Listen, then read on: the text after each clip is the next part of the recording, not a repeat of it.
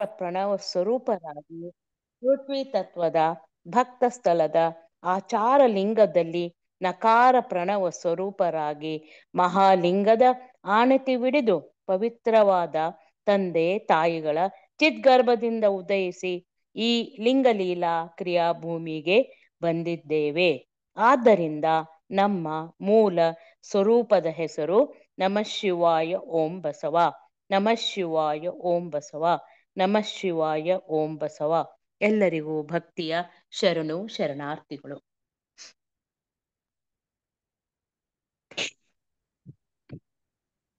ಓಂ ಶ್ರೀ ಗುರು ಬಸವಲಿಂಗಾಯ ನಮಃ. ಸ್ವಾನುಭವ ನೆಲೆ ಇಂದಿನ ಸದ್ಭಾವಗೋಷ್ಠಿಗೆ ನೆಲೆಯ ಮೂಲಕ ಚಾಲನೆ ಕೊಟ್ಟಂತ ಅಮರ್ಕಲ್ ಅವರಿಗೆ ಭಕ್ತಿಯ ಶರಣಾರ್ಥಿಗಳು ಶರಣು ಹಾಗೂ ಶರಣಾರ್ಥಿ. ಇಂದಿನ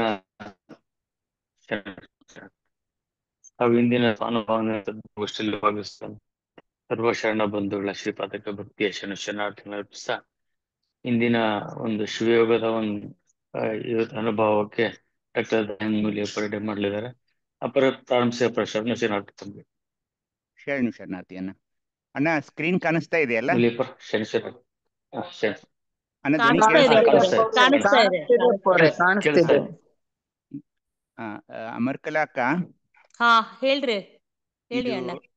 ಇದು ನೋಡಿ, ಇದು ಬಸವಸ್ತುತಿ ಅಂದ್ರಲ್ಲ ಈಗ, ಹಾ ಹಾ ಸುಮ್ನೆ ಎಲ್ಲರ ಜೊತೆ ಚರ್ಚೆ ಮಾಡಕ್. ಇಲ್ಲಿ ಓಂಕಾರ ಬಸವಾಯ ನಮಃ, ಹ್ರೀಂಕಾರ ಬಸವಾಯ ನಮಃ ಬಂತಲ್ಲ.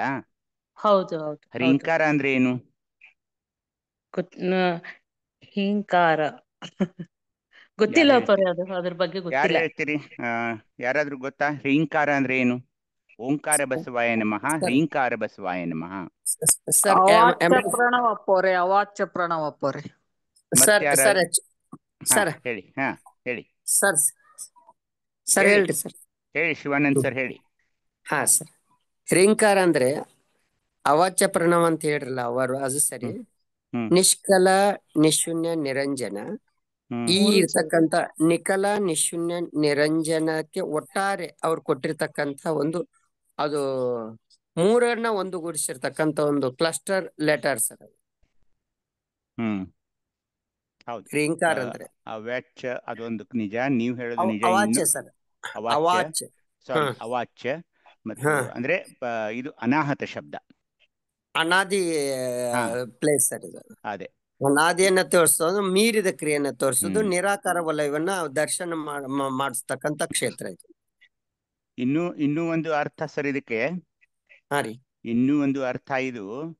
ಮಾಯಾವರಣ, ಮಾಯೆಯು ನಮ್ಮನ್ನು ಆವರಿಸಬಾರದು ಅನ್ನೋ ಒಂದು, ಅಂದ್ರೆ ಮಾಯೆಯನ್ನು ಸಹ ನನ್ನನ್ನು ಆವರಿಸಿ ನನ್ನನ್ನು ಮತಿಹೀನನನ್ನಾಗಿ ಮಾಡಬಾರದು ಅನ್ನೋದಕ್ಕೂ ಇದೇ ಮಂತ್ರವನ್ನು ಉಪಯೋಗಿಸ್ತಾರೆ ಸರ್. ನಿಷ್ಕಲ್ಮಶ ಕ್ಷೇತ್ರ ಸರ್. ಹಾ, ನಿಷ್ಕಲ್ಮಶ ಕ್ಷೇತ್ರ, ಅದು ಒಂದ ಹೇಳ್ಬೇಕಾಗಿತ್ತು. ಎರಡನೇ ಈ ಶಟಸ್ಥಲ ಮರ್ಮವನ್ನು ಹೇಳುವಾಗ ಎಲ್ಲರಿಗೂ ಒಂದು ಪ್ರಶ್ನೆ ಏನಂದ್ರೆ, ಮಹಾಲಿಂಗದ ಆನತಿ ಬಿಡಿದು ಅಂದ್ರು, ಯಾಕೆ ಬೇರೆ ಲಿಂಗದ ಹೆಸರು ಹೇಳಲಿಲ್ಲ ಅವರು? ಮಹಾಲಿಂಗದ ಆನತಿ ಬಿಡಿದು ಪವಿತ್ರವಾದ ಅಂತ ಹೇಳಿದ್ದಾರೆ, ಮಹಾಲಿಂಗವನ್ನೇ ಯಾಕೆ ಉಪಯೋಗಿಸಿದ್ದಾರೆ ಅಂತ ಒಂದ್ ಸ್ವಲ್ಪ ಯಾರಾದ್ರೂ ಓಂಕಾರ ಉತ್ಪತ್ತಿ ಅಲ್ಲಿಂದನೇ ಇದೆ. ಓಂಕಾರ ನಾದ ಅಲ್ಲಿಂದನೇ ಬರೋದಲ್ರಪ್ಪ. ಹೌದು, ಮೇಲ್ಗಡೆಯಿಂದ ಬರುದಿಲ್ಲ ನಾವು. ಓಂಕಾರ ಇರ್ಲಿ, ಆದ್ರೆ ಅವರು ಜಂಗಮ ಲಿಂಗದ ಆನತಿ ಬಿಡಿದು ಅನ್ಬೋದಾಗಿತ್ತು, ಅಥವಾ ನಿಷ್ಕಲ ಲಿಂಗದ ಆನತಿ ಬಿಡಿದು ಅನ್ಬೇಕಾಗಿತ್ತು, ಅಥವಾ ಆಚಾರ ಲಿಂಗದ ಆನತಿ ಬಿಡಿದು ಅಂತ ಅಂದಿಲ್ಲ. ಯಾಕೆ ಮಹಾಲಿಂಗದ ಆನತಿ ಬಿಡಿದು ಅಂತ ಅಂತಿದ್ದಾರೆ? ಓಂಕಾರ ರೂಪ ಇರೋದು ಅಲ್ಲೇ ಅಲ್ಲೇನ್ರಪ್ಪ. ಓಂಕಾರ ನಾದದಿಂದನೇ ಇಡೀ ಪ್ರಪಂಚ ಎಲ್ಲ ಐತಲ್ಲ. ಹೇಳಿ, ಬೇರೆಯವ್ರು ಹೇಳಿ. ಅಂದ್ರೆ ಓಂಕಾರ ಅಂದ್ರೆ ಮಹಾಲಿಂಗದ ಮೇಲೆ ಓಂಕಾರ, ಮಹಾಲಿಂಗದಿಂದಲೇ ಅಲ್ಲ ಪೃಥ್ವಿ ಅಪ್ಪು ತೇಜ ವಾಯು ಆಕಾಶಗಳ ಉತ್ಪತ್ತಿ. ಅದರಿಂದ ಮಹಾಲಿಂಗದಕ್ಕೆ ಒಂದು ಫಸ್ಟ್ ಅದರಿಂದ ಅಣತಿ ಹಿಡಿದು ಬಂದಂತು ಅಂತ ಹೀಗೆ ಹೇಳಿದ್ರ. ಹೌದು ಹೌದು. ಒಂದನೇದು ಹೇಳಿ ಅಣ್ಣ, ಇನ್ನು ಮುಗಿಸಿ ನೀವು ತಾವು. ಅಂದ್ರೆ ಅಣತಿ ಹಿಡಿದು ಅಂದ್ರೆ ಅದನ್ನ ಅಣತಿ ಹಿಡಿದು ಮಹಾಲಿಂಗದ ಒಂದು ಮಹತಿ ಏನಂದ್ರೆ, ಅಲ್ಲಿ ಪಂಚಮಹಾಭೂತಗಳು ಆತ್ಮದೊಡನೆ ಮಿಲನವಾಗೋದು ಈ ಆಜ್ಞಾಚಕ್ರದ ಮಹಾಲಿಂಗದಲ್ಲಿಯೇ ಇದು ಒಂದು. ಎರಡನೆಯದು, ಶಿವಯೋಗದಲ್ಲಿ ತಾವು ಅಂತರ್ಯದಲ್ಲಿ ಒಳಗೆ ಹೋಗಬೇಕಾದರೆ ಈ ಆಜ್ಞಾಚಕ್ರದ ಮೂರನೆಯ ಕಣ್ಣಿನಾದ ಈ ಮಹಾಲಿಂಗದಿಂದಲೇ ನಾವು ಒಳಗೆ ಹೋಗಬೇಕು, ದೇಹದ ಒಳಗೆ ಪ್ರವೇಶ ಮಾಡಬೇಕು.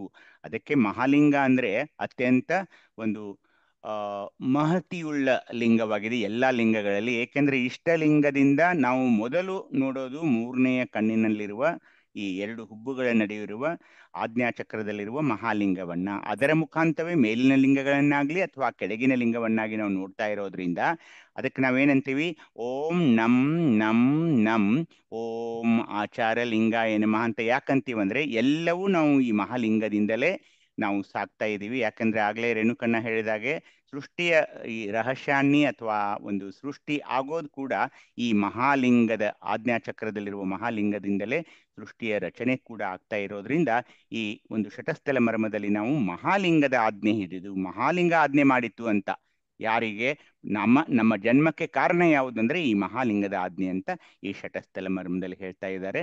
ಅದನ್ನ ಅರ್ಥ ಮಾಡಿಕೊಂಡು ಇವತ್ತು ನಾವು ಶರಣರ ಶಿವಯೋಗ ಓಂಕಾರ is A bridge between Adi and ಅನಾದಿ ಅಂತನೂ ಇದೆ ಅಲ್ರಪ್ಪ. ಇದೆ ಅಕ್ಕ, ನಿಜ, ಅದು ನಿಜ. ಅ ಉ ಮ ಅದು 3 ಅಕ್ಷರಗಳ ಸಂಯುಕ್ತಾಕ್ಷರ, ಅದು ಓಂ. ಹೀಗಾಗಿ ನಾವು ಓಂ ಅನ್ನುವಾಗ ಕೂಡ ಬರೀ ಓಂ ಅನ್ನಬಾರ್ದು, ಶಿವಯೋಗ ಮಾಡ್ಕೊಳ್ಳುವಾಗ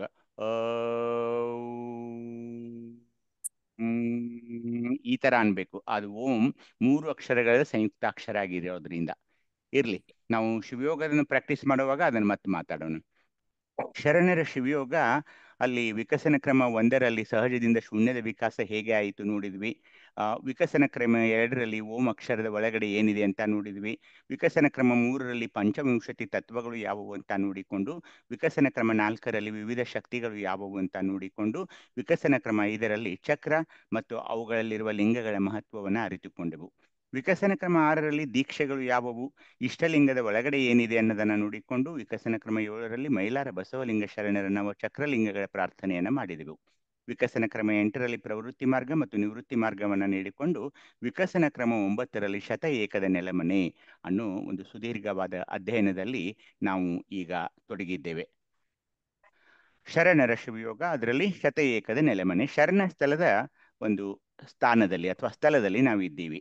ಇದರ ಆಕೃತಿ ದರ್ಪಣಾಕೃತಿ, ಪ್ರಣಮ ಯಕಾರವಾಗಿದೆ, ನಾದ ಮೇಘ, ಇಲ್ಲಿಯ ಸ್ಥಳ ಶರಣಸ್ಥಳ, ಚಕ್ರ ವಿಶುದ್ಧಿ ಚಕ್ರವಾಗಿದೆ, ವರ್ಣ ಕಪೋತ, ಅಂಗ ಆಕಾಶ, ಆತ್ಮ ಶುದ್ಧಾತ್ಮವಾಗಿದೆ, ತನು ಆನಂದವಾಗಿದೆಯೇ, ಇಲ್ಲಿಯ ಹಸ್ತ ಸುಜ್ಞಾನ, ಲಿಂಗ ಪ್ರಸಾದ ಲಿಂಗವಾಗಿದೆ, ಮುಖ ಶ್ರೋತ್ರವಾಗಿದೆ, ಶಕ್ತಿ ಪರಾಶಕ್ತಿಯಾಗಿದೆ, ಭಕ್ತಿ ಆನಂದ ಭಕ್ತಿಯಾಗಿದೆ.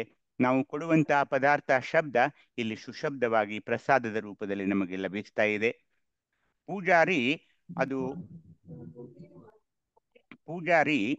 ಇಲ್ಲಿ ಸದಾಶಿವ, ಮತ್ತೆ ಶಾಂತ್ಯಾತೀತ ಕಲೆ ಇದೆ, ಸಾಧಾಕ್ಯ ಶಿವ, ಲಕ್ಷಣ ಪರಿಪೂರ್ಣವಾದ ಲಕ್ಷಣವಿದೆ, ಸಂಜ್ಞೆ ಅನಾದಿ ವಸ್ತು, ದಿಕ್ಕು ಊರ್ಧ್ವ, ಇಲ್ಲಿ ವೇದ ಇರೋದು ಅಜಪವೇದ, ಲಿಂಗ ಅಲ್ಲಿ ಕೊಟ್ಟಿರೋದು ಸದಾಶಿವ ಲಿಂಗವಾಗಿದೆ. ನಾವು ಇಲ್ಲಿಯ ಅಂಗಸ್ಥಳಗಳನ್ನೆಲ್ಲ ಅಭ್ಯಸನ ಮಾಡಿ ಈಗ ಪ್ರಸಾದ ಲಿಂಗ ಸ್ಥಳಗಳನ್ನ ನಾವು ಓದ್ತಾ ಇದ್ದೀವಿ ಅಥವಾ ಅಭ್ಯಸನ ಮಾಡ್ತಾ ಇದ್ದೀವಿ. 3 ನಿಷ್ಪತ್ತಿ ಸ್ಥಳಗಳು, ಕ್ರಿಯಾ ನಿಷ್ಪತ್ತಿ ಸ್ಥಳ, ಭಾವ ನಿಷ್ಪತ್ತಿ ಸ್ಥಳ, ಜ್ಞಾನ ನಿಷ್ಪತ್ತಿ ಸ್ಥಳ ಅಂತ. ಹಾಗೇನೆ ಪಿಂಡಾಕಾಶ ಸ್ಥಳ, ಬಿಂದುವಾಕಾಶ ಸ್ಥಳ, ಮಹದಾಕಾಶ ಸ್ಥಳ ಅಂತ 3 ಆಕಾಶ ಸ್ಥಳಗಳನ್ನ, ಕ್ರಿಯಾ ಪ್ರಕಾಶ ಸ್ಥಳ, ಭಾವ ಪ್ರಕಾಶ ಸ್ಥಳ, ಜ್ಞಾನ ಪ್ರಕಾಶ ಸ್ಥಳ ಅಂತ 3 ಪ್ರಕಾಶ ಸ್ಥಳಗಳನ್ನ ಅಭ್ಯಸನ ಮಾಡ್ತಾ ಇದ್ದೀವಿ. ಹೋದ ಸಾರಿ ನಾವು ಕ್ರಿಯಾ ಪ್ರಕಾಶ ಸ್ಥಳ ಅಂತ ಒಂದು ಅಭ್ಯಸನವನ್ನ ಆರಂಭಿಸಿದ್ದೆವು. ಎಲ್ಲಾ ಸರ್ವಕ್ರಿಯೆಗಳು ನಿಷ್ಪತ್ತಿಗೊಂಡು ಈಗ ಪ್ರಕಾಶಶೀಲವಾಗಿವೆ ಅಂತ ಒಂದು ಪರಮಾತ್ಮನ ಅನನ್ಯ ಚಿಂತನೆಯಲ್ಲಿ ತೊಡಗಿರುವ ಕಾರಣ ಆ ಭಕ್ತ ಪ್ರಕಾಶಿಸ್ತಾನೆ. ಹೀಗೆ ಹೇಗಿದೆ ಈ ಸ್ಥಳ ಅನ್ನೋದನ್ನ ಅಭ್ಯಸನ ಮಾಡಿ ನಾವು ಈ ಶಿವಯೋಗದಲ್ಲಿ ನಮಗೆ ಅಡ್ಡಿಯಾಗತಕ್ಕಂಥ, ನಮಗೆ ತೊಂದರೆ ಮಾಡುವಂತಹ ಕೆಲವೊಂದು ನಮ್ಮ ಮನಸ್ಸಿನ ವೃತ್ತಿಗಳು, ಅವು ಬಹಳ ಆಗಿ ಇವೆ, ಬಹಳ ವಿಷಯಗಳಿವೆ, ಪಂಚವೃತ್ತಿಗಳು ಅಂತ ನಾನಿಲ್ಲಿ ಮಾಡ್ಕೊಂಡಿದ್ದೀನಿ. ಆದ್ರೆ ಅನೇಕ ಈ ಮನಸ್ಸಿನ ಒಂದು ಚಾಂಚಲ್ಯತೆ ಹೇಗಿದೆ ಅಂದ್ರೆ ನಾವು ಊಹಿಸ್ಕೊಳ್ಳೋಕ್ಕಾಗೋಲ್ಲ. 1ನೇದು ಪ್ರಮಾಣ, ಏನು, ಎಲ್ಲಿದ್ದಾನೆ ದೇವರು ತೋರ್ಸು ಅಂತ ವಿಚಿತ್ರವಾದ ಪ್ರಶ್ನೆಗಳನ್ನು ಕೇಳೋದು. ನಾಳೆ ನಾನು ಈ ಗಂಟೆಗೆ ಬರ್ತೀನಿ, ನನಗವನು ತೋರ್ಸು ಅನ್ನೋದು. ಅನುಮಾನ, ಆತನ ಶಬ್ದ ಯಾವುದಿದೆ, ಆತನ ರೂಪ ಯಾವುದಿದೆ, ಆತನ ಎತ್ತರ ಹೇಗಿದೆ, ಅವನು ಹೇಗಿದ್ದಾನೆ, ಇಂಥ ಏನೇನಾದರೂ ಪ್ರಶ್ನೆಗಳನ್ನ ಕೇಳ್ತಾ ಹೋಗೋದು. ಅಂದ್ರೆ ಪ್ರತಿಯೊಂದಕ್ಕೂ ಪ್ರಮಾಣ ಬೇಡೋದು. ಹಾಗೇನೆ ಒಂದು ವಿಪರ್ಯಯ, ಒಂದು ಅನೈಸರ್ಗಿಕ ಚಿಂತನೆ ಮಾಡೋದು. ಚಿಪ್ಪುವಿನಲ್ಲಿಯೇ ಮುತ್ತಿದೆ ಅಂತ ಗೊತ್ತಿದೆ, ಆದ್ರೆ ಅನುಮಾನ ಮಾಡೋದು, ಇದೆಯೋ ಇಲ್ವೋ. ಯಾವಾಗ್ಲೂ ಅನುಮಾನ, ಸಂಶಯ, ಸಂದೇಹದಲ್ಲೇ ಕೆಲವೊಬ್ರು ಇರ್ತಾರೆ. ವಿಕಲ್ಪ ಅಂದ್ರೆ ಏನು? ಯಾರು ಬೆಳಿಗ್ಗೆ ಎದ್ದು ಇದನ್ನ ಲಿಂಗ ಪೂಜೆ ಮಾಡಿಕೊಳ್ಳೋರು? ಇದರಿಂದ ಏನ್ ಪ್ರಯೋಜನ? ಏನೇನೋ ಹೇಳ್ತಾ ಇದ್ದಾರೆ ಇವರು. ಆ ಲಿಂಗದಿಂದ ಈ ಲಿಂಗ ನೋಡಬಹುದು, ಈ ಲಿಂಗದಿಂದ ಬೆಳಕು ಕಾಣಿಸುತ್ತೆ, ಅಲ್ಲಿ ಹೋಗ್ಬೋದು, ಇಲ್ಲೂ. ಇದಕ್ಕಿಂತ ಬಿಟ್ಟು ಏನಾದ್ರೂ ಬೇರೆ ಯೋಚನೆಗಳಿರುವೆ ಅಂತ ವಿಕಲ್ಪಗಳನ್ನು ಮಾಡೋದು. ಆ ವಿಕಲ್ಪಕ್ಕೆ ಗುರಿಯಾಗಿ ಏನಾಗುತ್ತೆ ಗೊತ್ತಾ? ಯಾರಾದ್ರೂ ಏನಾದ್ರೂ ಬಂದು ಬಿಡ್ರಿ ಅದನ್ನ ಮಾಡಿ ಅದನ್ನ ಹೇಳಿ ಅಂದಾಗ ಆ ಕಡೆ ವಾಲಿ ಬಿಡೋದು, ಆ ಕಡೆ ಚಲಿಸೋದಿದೆಯಲ್ಲ ವಿಕಲ್ಪ. ಮನಸ್ಸು, ಇದು ಮನಸ್ಸೇ ಮಾಡೋದು ಎಲ್ಲ. ಹಾಗೇನೆ ಈ ನಿದ್ರೆ ಒಂದು ನೋಡಿ, ದೊಡ್ಡ ದೊಡ್ಡ ವೈರಿ. ಈ ನಿದ್ರೆ ಒಂದು ದೊಡ್ಡ ವೈರಿ. ಯಾವಾಗ್ಲೂ ಆಲಸ್ಯತನ ಒಂದು ರೂಪ ಅಂದ್ರೆ ನಿದ್ರೆ. ಹಾಗೇನೆ ಸ್ಮೃತಿ, ಅನುಭೂತ ವಿಷಯಗಳ ಸ್ಮರಣೆ, ಅಂದ್ರೆ ಅದ್ರ ಬಗ್ಗೆ ನಾನು ನಿಮ್ಗೆ ಹೇಳೋನಿದ್ದೀನಿ. ಹೀಗಾಗಿ ಇದಲ್ಲದೆ ಮೂಢ, ಕ್ಷಿಪ್ತ, ವಿಕ್ಷಿಪ್ತ, ಏಕಾಗ್ರ, ನಿರುದ್ಧ ಅಂತ ಅನೇಕ ಮನಸ್ಸಿನ ಚಾಂಚಲ್ಯತೆಯ ವೃತ್ತಿಗಳಿವೆ. ಈ ವೃತ್ತಿಗಳು ಏನ್ ಮಾಡ್ತಾ ಇವೆ? ವಿಷಯಗಳಲ್ಲಿ ಅಂದ್ರೆ ತನ್ಮಾತ್ರೆಗಳಲ್ಲಿ ಅಂಟಿಕೊಂಡಾಗ ಬಹುಮುಖವಾಗಿ ಪರಿಣಾಮಗೊಳ್ತಾವೆ, ನಮ್ಮಲ್ಲಿ ಪರಿಣಾಮ ಬೀರ್ತಾ ಇವೆ. ಆದರೆ ಮಾಯಾಮಲವಿಲ್ಲದ, ಆಕಾರರಹಿತವಾದ, ತೇಜೋಮಯನಾದ ಪರಮಾತ್ಮನಲ್ಲಿ ವಿಲೀನವಾದ ಶಿವಯೋಗಿಯು ಈ ವೃತ್ತಿಗಳನ್ನೆಲ್ಲ ತತ್ಸ್ವರೂಪವಾಗಿಯೇ ಅಂದರೆ ನಿಜ ರೂಪದಲ್ಲಿಯೇ ಆತನಿಗೆ ತೋರಿ ಬರ್ತಾ ಇವೆ. ಏಕೆಂದ್ರೆ ನಿಷ್ಕಲಂಕ, ನಿರಾಕಾರ, ನಿತ್ಯ, ಪರಮ ತೇಜೋರೂಪನು ಆದ ಪರಮನೇ ನಾನಾಗಿದ್ದೇನೆ ಎಂಬ ಕ್ರಿಯಾಶಕ್ತಿಯು ಅವಿರತವಾಗಿ ಆತನಲ್ಲಿ ಹೊರಸೂಸುತ್ತಿರುತ್ತವೆ. ಅದುವೇ ಕ್ರಿಯಾಪ್ರಕಾಶ ಶಕ್ತಿಯು. ನಾವು ಹೋದ್ಸಾರಿ ನೋಡಿದ್ವಿ, ಪ್ರಮಾಣಿಸೋದನ್ನು ಬಿಟ್ಟು ನಿಖಲ ವಸ್ತುವಾಗುವಂತ ಮೂಳಿಗೆ ಮಾದೇವಿಯವರು ಹೇಳಿದರು ನಮ್ಗೆ. ಹಾಗೇನೆ ಅಂಗದ ಮೇಲೆ ಶಿವಲಿಂಗ ಸಾಹಿತ್ಯವಿಲ್ಲದ ಅಂಗ ಅನೇಕ ಅಘೋರ ಪಾಪಕ್ಕೆ ಅವಕಾಶ ಉಂಟು ಮಾಡ್ತಾ ಇದೆ. ಅಂಗದ ಮೇಲೆ ಯಾವಾಗ್ಲೂ ಶಿವಲಿಂಗ ಇರಬೇಕು ಅನ್ನೋದನ್ನ ನಾವು ಹೋದ್ಸಾರಿ ನೋಡಿದ್ವಿ.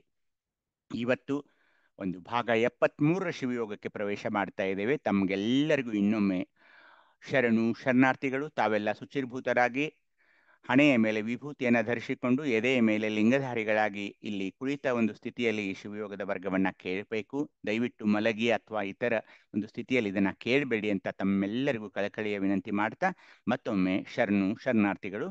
ಭಾಗ 73.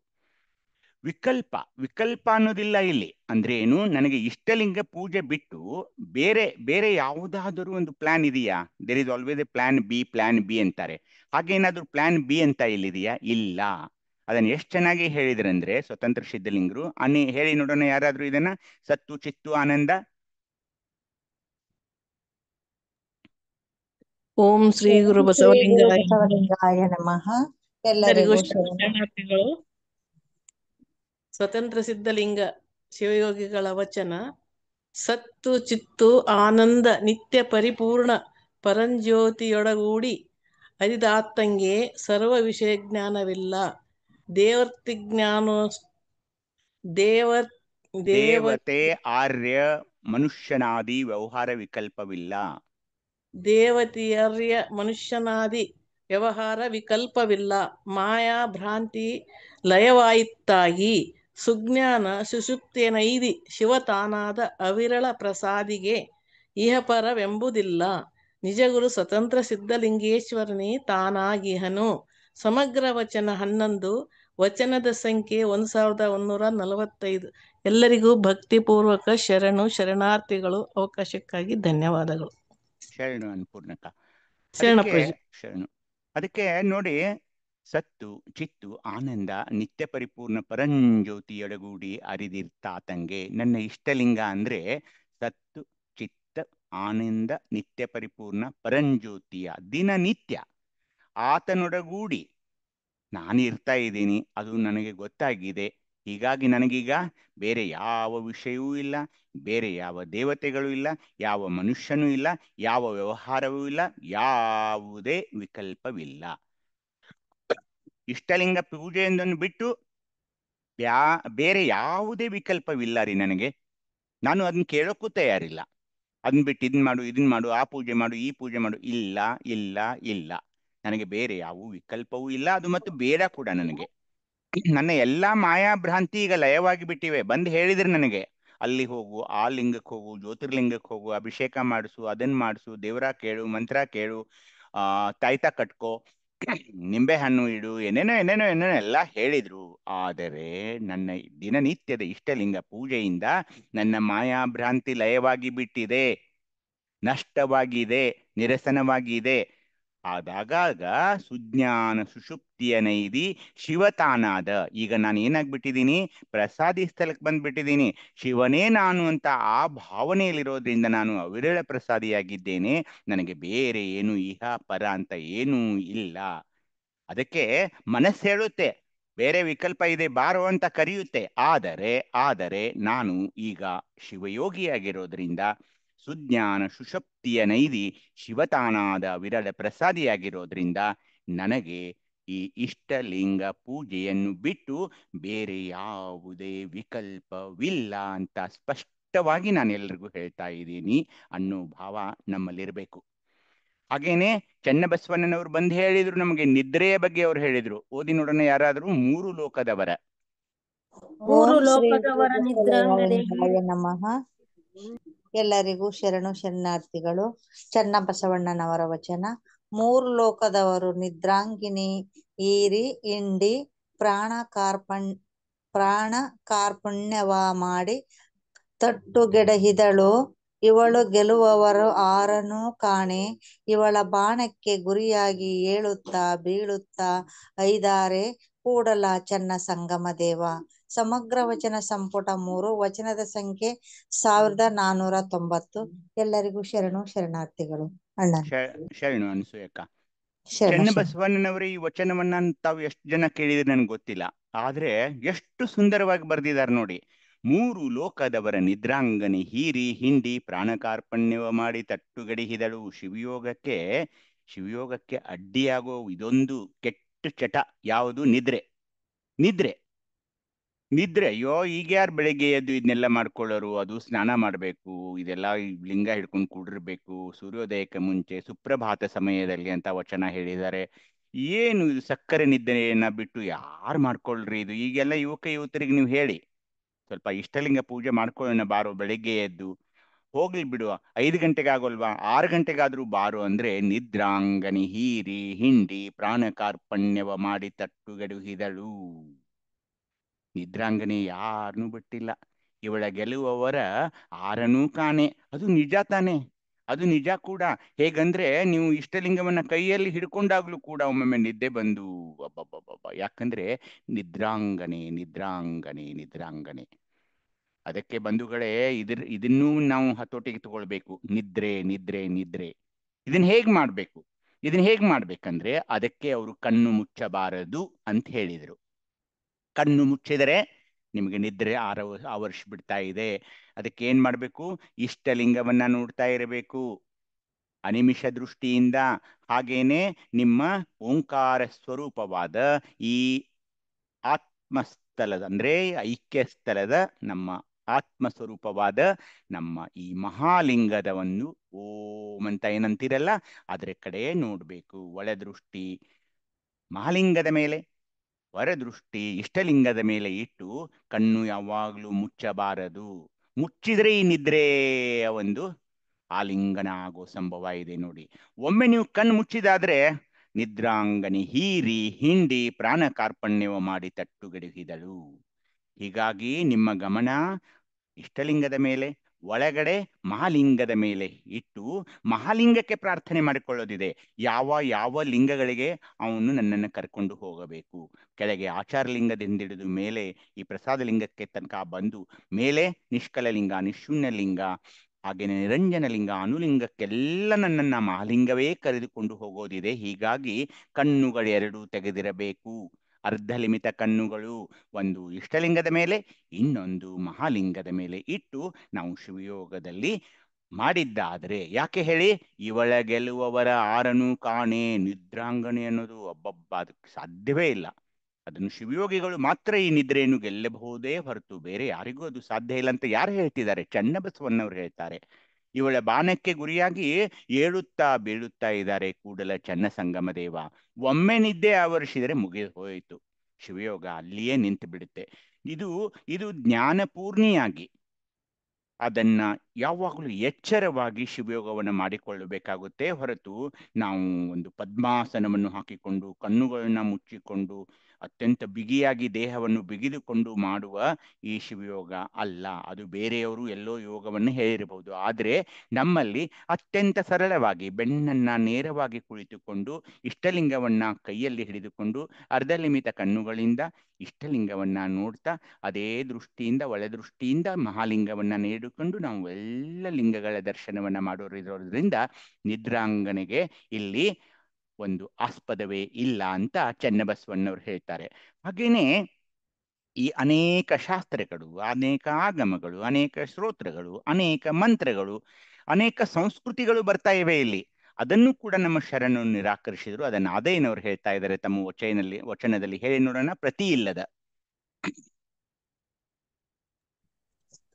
ಓಂ ಶ್ರೀ ಗುರು ಬಸವಲಿಂಗಾಯ ನಮಃ. ಸರ್ವರಿಗೂ ಭಕ್ತಿಯ ಶರಣಾರ್ಥಿಗಳು. ಅದೇ ಶರಣರ ವಚನ. ಪ್ರತಿ ಇಲ್ಲದ ಲಿಂಗದಲ್ಲಿ ಪ್ರತಿರಹಿತವಾದ ಮಹಿಮನಿಗೆ ಅತಿಶಯ ಒಂದಿಲ್ಲಾಗಿ ಸಂಸ್ಕೃತಿ ವಿಕೃತಿಗಳಿಲ್ಲ. ಸೂಕ್ಷ್ಮವಿಲ್ಲ, ಯೋಗವಿಲ್ಲ, ಅಭೇದ್ಯ ವಿಯೋಗವಿಲ್ಲ, ಅಭೇದ್ಯ ಚಿತ್ಪ್ರಕಾಶಂಗೆ ಒಳಹೊರಗಿಲ್ಲ. ಸೌರಾಷ್ಟ್ರ ಸೋಮೇಶ್ವರ ನಿಮ್ಮ ಶರಣಂಗೆ. ಸಮಗ್ರವಚನ ಸಂಪುಟ 6, ವಚನದ ಸಂಖ್ಯೆ 1024. ಸರ್ವರಿಗೂ ಶರಣಾರ್ಥಿಗಳು. ಶರಣು ದಾಕ್ಷಾಯಣಿ ಅಕ್ಕ. ಶರಣು ಅಕ್ಕ. ಆದಯ್ಯನವ್ರು ನೋಡಿ ಏನ್ ಹೇಳ್ತಿದ್ದಾರೆ. ಪ್ರತಿ ಇಲ್ಲದ ಲಿಂಗದಲ್ಲಿ ಅಂದ್ರೆ ಏನು? ನನ್ನ ಇಷ್ಟಲಿಂಗವನ್ನು ಬಿಟ್ಟು ಮತ್ತೊಂದು ಬೇರೆ ಲಿಂಗ ಇಲ್ಲ ನನಗೆ.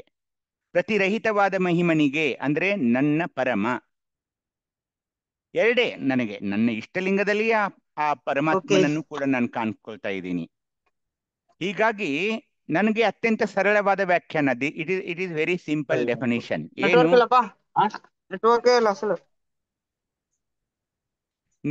ನನ್ನ ಒಂದು ಅತ್ಯಂತ ಸರಳವಾದ ವ್ಯಾಖ್ಯಾನ ಅಥವಾ ಇಟ್ ಇಸ್ ಸಿಂಪಲ್ ಡೆಫಿನಿಷನ್ ಏನಂದ್ರೆ, ನನ್ನ ಪರಮಾತ್ಮ ನನ್ನ ಇಷ್ಟಲಿಂಗ. ಇಷ್ಟೇ. ಹೀಗಾಗಿ ಅತಿಶಯ ಒಂದಿಲ್ಲಾಗಿ ಇದಕ್ಕಿಂತ ಹೆಚ್ಚೆ ನಂಗೇನು ವಿವರಣೆ ಮಾಡೋಲ್ಲ. ನನ್ನ ಇಷ್ಟಲಿಂಗ ನನ್ನ ಪರಮ, ಇಷ್ಟೇ ನಂದು ಡೆಫಿನಿಷನ್. ಯಾವುದೇ ಅದ್ರಗೋಸ್ಕರ ಒಂದು ದೊಡ್ಡ ಪ್ಯಾರಾಗ್ರಾಫ್ ನಾನು ಹೇಳೋ ಬಯಸೋಲ್ಲ. ಸಂಸ್ಕೃತಿ ವಿಸ್ಮೃತಿಗಳಿಲ್ಲ. ಇಷ್ಟೇ ಸಿಂಪಲ್. ಇಷ್ಟಲಿಂಗ ನನ್ನ ಪರಮ, ಇಷ್ಟೇ ಮುಗೀತು. ಸೂಕ್ಷ್ಮವಿಲ್ಲ, ವಿಯೋಗವಿಲ್ಲ. ನೀವು ಯಾವ್ದು ಬೇಕಾದ್ದು ಯೋಗ ಹೇಳಿ, ಹಠಯೋಗ ಯಾವ್ಯಾವ್ದು ಯೋಗಗಳನ್ನ ನೀವು ಹೇಳ್ತೀರಿ, ಯೋಗ ವಿಯೋಗವಿಲ್ಲ. ನಂದಿಲ್ಲ. ನಾನು ಶಿವಯೋಗ. ಏನು ಶಿವಯೋಗ? ಲಿಂಗಾಂಗ ಸಾಮರಸ್ಯದ ಶಿವಯೋಗ.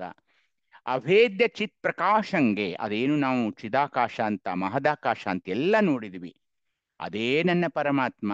ಒಳ ಹೊರಗಿಲ್ಲ, ಆತನನ್ನು ಬಿಟ್ಟು ಇಲ್ಲ.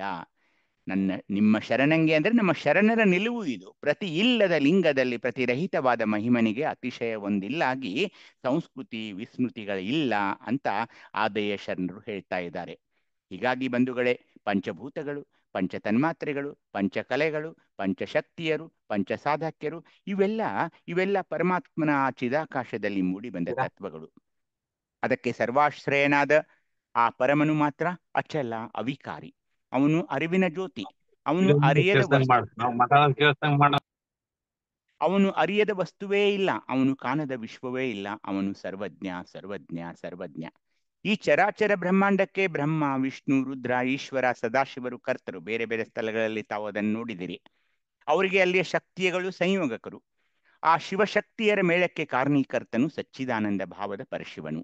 ಅವನು ಸರ್ವಕರ್ತ, ಆತ ಸರ್ವಜ್ಞ, ಪರಿಪೂರ್ಣ. ಶಿವಯೋಗಿಯು ಆ ಪರಮನೊಡನೆ ಅನನ್ಯ ಚಿಂತನೆಯಿಂದ ಒಂದುಗೂಡಿದ್ದಾನೆ. ಆದ್ದರಿಂದಲೇ ಅವನಂತೆಯೇ ತಾನೂ ಪ್ರಕಾಶಿಸುತ್ತಾನೆ. ಶಿವಯೋಗಿಯು ಸರ್ವೇಂದ್ರಿಯ ವ್ಯಾಪಾರ ನಡೆಯುತ್ತಿದ್ರೂ ಕೂಡ ಆತನ ವೃತ್ತಿಯು ಅಂತರ್ಮುಖವಾಗಿ ಸಾಗಿ ಬ್ರಹ್ಮಾರವಿಂದದಾಚೆಗಿನ ಪಶ್ಚಿಮ ಚಕ್ರದಲ್ಲಿ ಸ್ಥಿರವಾಗುವುದು. ಪಶ್ಚಿಮ ಚಕ್ರದಲ್ಲಿರೋ ಲಿಂಗ ಯಾವುದು? ನಿರಂಜನಲಿಂಗ. ಅಲ್ಲಿರುವ ಜ್ಞಾನ ಬೆಳಗಿನೊಡನೆ ಬೆರೆದು ಆತನ ಜ್ಞಾನ ಬೆಳಗಾಗುವುದು. ಶಿವಯೋಗಿಯು ಆಗ ಕರ್ಮಿಯಂತೆ ಕಂಡರೂ ಕರ್ಮಿಯಲ್ಲ. ಕರ್ಮದ ಸಂಘ ಅವನಿಗಿಲ್ಲ. ಅವನು ಕೇವಲ ಶಿವನನ್ನೇ ನೋಡುತ್ತಾ ಶಿವಾನಂದದಲ್ಲಿಯೇ ತೇಲುತ್ತಾ ರಮಿಸ್ತಾ ಇರ್ತಾನೆ. ಹೀಗಾಗಿ ನಮ್ಮ ಚನ್ನಬಸವಣ್ಣವರು ಒಂದು ವಚನ ಹೇಳ್ತಾ ಇದ್ದಾರೆ, ಓದಿ ನೋಡೋಣ. ಲಿಂಗ ಮಧ್ಯದೊಳಗೆ ಶ್ರೀ ಗುರು ಬಸವಲಿಂಗಾಯನ್ಮ. ಲಿಂಗ ಮಧ್ಯದೊಳಗೆ ಜಗವಿದ್ದಡೇನು, ಜಗವ ಹೊರಗಿಕ್ಕಿ ಲಿಂಗವನ್ನೊಳಗಿಟ್ಟುಕೊಂಬ ಆ ಘನಕ್ಕೆ ಶರಣೆಂಬೆನು. ಆ ಮಹಾಘನ ವಾಯಿತಕ್ಕೊಳಗು ಪ್ರಳಯಕ್ಕೆ ಹೊರಗು. ಕೂಡಲ ಚನ್ನ ಸಂಘ ನಿಮ್ಮ ಶರಣರು. ಸಮಗ್ರ ವಚನ ಸಂಪುಟ 3, ವಚನ ಸಂಖ್ಯೆ 532. ಶರಣು ಶರಣಾರ್ಥಿಗಳು. ಶರಣು ಅಕ್ಕ. ಲಿಂಗ ಮಧ್ಯ ಜಗತ್ಸರ್ವಂ ಅಂತ ಏನಿದು ಶಿವೋಕ್ತಿ ಅಂತ ಒಂದೇನಿದೆಯಲ್ಲ, ಸರ್ವ ಚರಾಚರ ಜಗತ್ತು ಮಹಾಲಿಂಗದ ಒಂದು ಮಧ್ಯದಲ್ಲಿದೆ. ಈ ನಾಮ ರೂಪ ಕ್ರಿಯಾಲಕ್ಷಿತ ಸಮಸ್ತ ಜಗವು ಆ ಲಿಂಗದಲ್ಲಿದೆ, ಆ ನನ್ನ ಇಷ್ಟಲಿಂಗದಲ್ಲಿದೆ. ಹೀಗಿದ್ದರೂ ಶರಣನು ಮಾಯಾ ತೋರಿಕೆಯ ಪ್ರಪಂಚವನ್ನೆಲ್ಲ ಹೊರಗಿಟ್ಟು ತನ್ನಿಂದ ಅನ್ಯವಾದ ಬಾಹ್ಯವೆಂಬುದನ್ನ ಉಳಿದು ಆ ಘನಲಿಂಗದಲ್ಲಿ ಒಂದಾಗ್ತಾ ಇದ್ದಾನೆ. ಸಚ್ಚಿದಾನಂದ ಮಹಾಬೆಳಗನ್ನ ತನ್ನ ಹೃದಯದಲ್ಲಿ ಸ್ಥಿರವಾಗಿರಿಸಿ ಬಾಹ್ಯ ಜಗತ್ತಿನ ಜಂಜಡವನ್ನು ಅಳಿದು ಆತ ಆನಂದ ರೂಪನಾಗ್ತಾನೆ. ಇಂಥ ಶರಣನ ಘನತೆಯನ್ನು ಉಪಮಿಸಲು ಬಾರದು. ಆತನ ಹೃದಯದಲ್ಲಿ ಮಹಾಬೆಳಗು, ಶುದ್ಧ ಭಕ್ತಿ ಶಕ್ತಿಗೆ ಒಳಗು, ಜನನ ಮರಣಾದಿಗಳಿಂದ ಹೊರಗು. ಅಂತಹ ಮಹಾಬೆಳಗನ್ನು ನಿತ್ಯ ನಿರ್ಮಲವಾಗಿ ಕಂಡು ಅನುಸಂಧಾನಿಸುವವನೇ ನಿಜವಾದ ಕ್ರಿಯಾ ಪ್ರಕಾಶ ಸ್ಥಳಿಯಾಗಿರ್ತಾನೆ. ಅಂಡಜ, ಪಿಂಡಜ, ಸ್ವೇದಜ, ಬಿಂದುಜ ಎಂಬುದು ಅದು ಗೊತ್ತು ನಿಮಗೆ. 4 ತರದ ಒಂದು ನಮ್ಮ ಸೃಷ್ಟಿಯ ರಚನೆಯಲ್ಲಿ ನಾವು ನೋಡಿದೀವಿ. ಹಾಗೇನೆ ಆತ್ಮತತ್ವ, ವಿದ್ಯಾತತ್ವ, ಶಿವತತ್ವ ಅಂತ ತತ್ವಕೂಟಗಳಾಗಿವೆ. ಅನೇಕ ಲೋಕಕೂಟಗಳಿವೆ. ವಿಶ್ವ, ತೈಜಸ, ಪ್ರಾಜ್ಞರ ಜೀವಕೂಟವಾಗಿದೆ. ಹೀಗೆ ಅನೇಕ ಕೂಟಗಳಿವೆ. ಈ ಎಲ್ಲಾ ಕೂಟಗಳಿಗೆ ಅಧಿಷ್ಠಾನ ಆದುದರಿಂದ ಪರಮಾತ್ಮನು ಕೂಟಸ್ಥ. ಯಾಕೆ ಅವನ್ನೆಲ್ಲ ನಿರ್ಮಾಣ ಮಾಡಿದಾನೆ. ಅವನಲ್ಲಿ ಆದಿ ಅನಾದಿಗಳ, ನಾದ ಬಿಂದುಗಳ, ಜೀವ ಪರಮರ ಸಕಲ ಚರಾಚರ ವಸ್ತುಗಳ ಸಂಘವಿಲ್ಲುವುದರಿಂದ ಅವನು ಅಚಲ. ಸೃಷ್ಟಿ ಅವನೇ ಮಾಡಿದಾನೆ, ಆದರೆ ಅವನು ಹೊರಗಿರ್ತಾನೆ. ಅವನ ಮನ, ಬುದ್ಧಿ, ಚಿತ್ತು, ಅಹಂಕಾರಗಳಿಲ್ಲದ ಜ್ಞಾನ, ಸುಜ್ಞಾನ, ಮಹಾಜ್ಞಾನವೆಂಬ ವೃತ್ತಿ ಜ್ಞಾನಗಳಿಲ್ಲದ ಪರಮಾತ್ಮನಾಗಿದ್ದಾನೆ. ನಿಜಜ್ಞಾನ ಸ್ವರೂಪ ನಿರೂಪಾದಿ ಪ್ರಾಜ್ಞನಾಗಿದ್ದಾನೆ. ಅವನು ಸಂಘದಿಂದಾದವನಲ್ಲ, ಸಂಘ ಸುಖದಲ್ಲಿ ಆತ ಇರೋದಿಲ್ಲ. ಶಕ್ತಿ ಸಂಪುಟದವನಲ್ಲ, ಸುಗುಣ ನಿರ್ಗುಣವುಳ್ಳವನಲ್ಲ. ಅವನು ಸರ್ವಗುಣಗಳನ್ನ ಮೀರಿದುದರಿಂದ ಆತ ಗುಣಾತೀತನಾಗಿರ್ತಾನೆ. ಅವನು ಕಾರ್ಯನಲ್ಲ, ಕಾರಣನೂ ಅಲ್ಲ, ಕಲ್ಪಿತನಲ್ಲ, ನಿರ್ವಿಕಲ್ಪಿತನಲ್ಲ. ತಾನಿದರೆಂಬ ಭಾವದವನಲ್ಲ. ಅವನು ಪ್ರತಿ ಇಲ್ಲದ ಅಪ್ರತಿಮ ಅನುಪಮ ಗುಣೋತ್ತರನಾಗಿದ್ದಾನೆ. ಯಾರು? ನಮ್ಮ ಪರಮ. ಹೀಗಾಗಿ ತಾಯಿ ನಮ್ಮ ನೀಲಮ್ಮನವರು ಹೇಳಿದ್ರು, ಜ್ಞಾನವಿಲ್ಲದ ಕ್ರಿಯೆ. ಓದಿ ನೋಡೋಣ ಯಾರಾದ್ರೂ. ಎಲ್ಲರಿಗೂ ಭಕ್ತಿಯ ಶರಣು ಶರಣಾರ್ಥಿಗಳು. ನೀಲಮ್ಮ ತಾಯಿಯವರ ವಚನ. ಜ್ಞಾನವಿಲ್ಲದ ಕ್ರಿಯೆ ಮಾಡಿದಲ್ಲಿ ಫಲವೇನಯ್ಯ.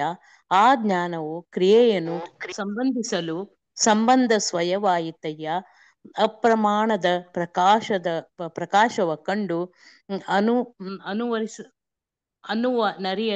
ನರಿದು ತಿಳಿಯಲು ಅರುವ ನರಿದು ತಿಳಿಯಲು ಸಂಗಯ್ಯನಲ್ಲಿ ಪ್ರಸಾದಿಯಾದೆನಯ್ಯ.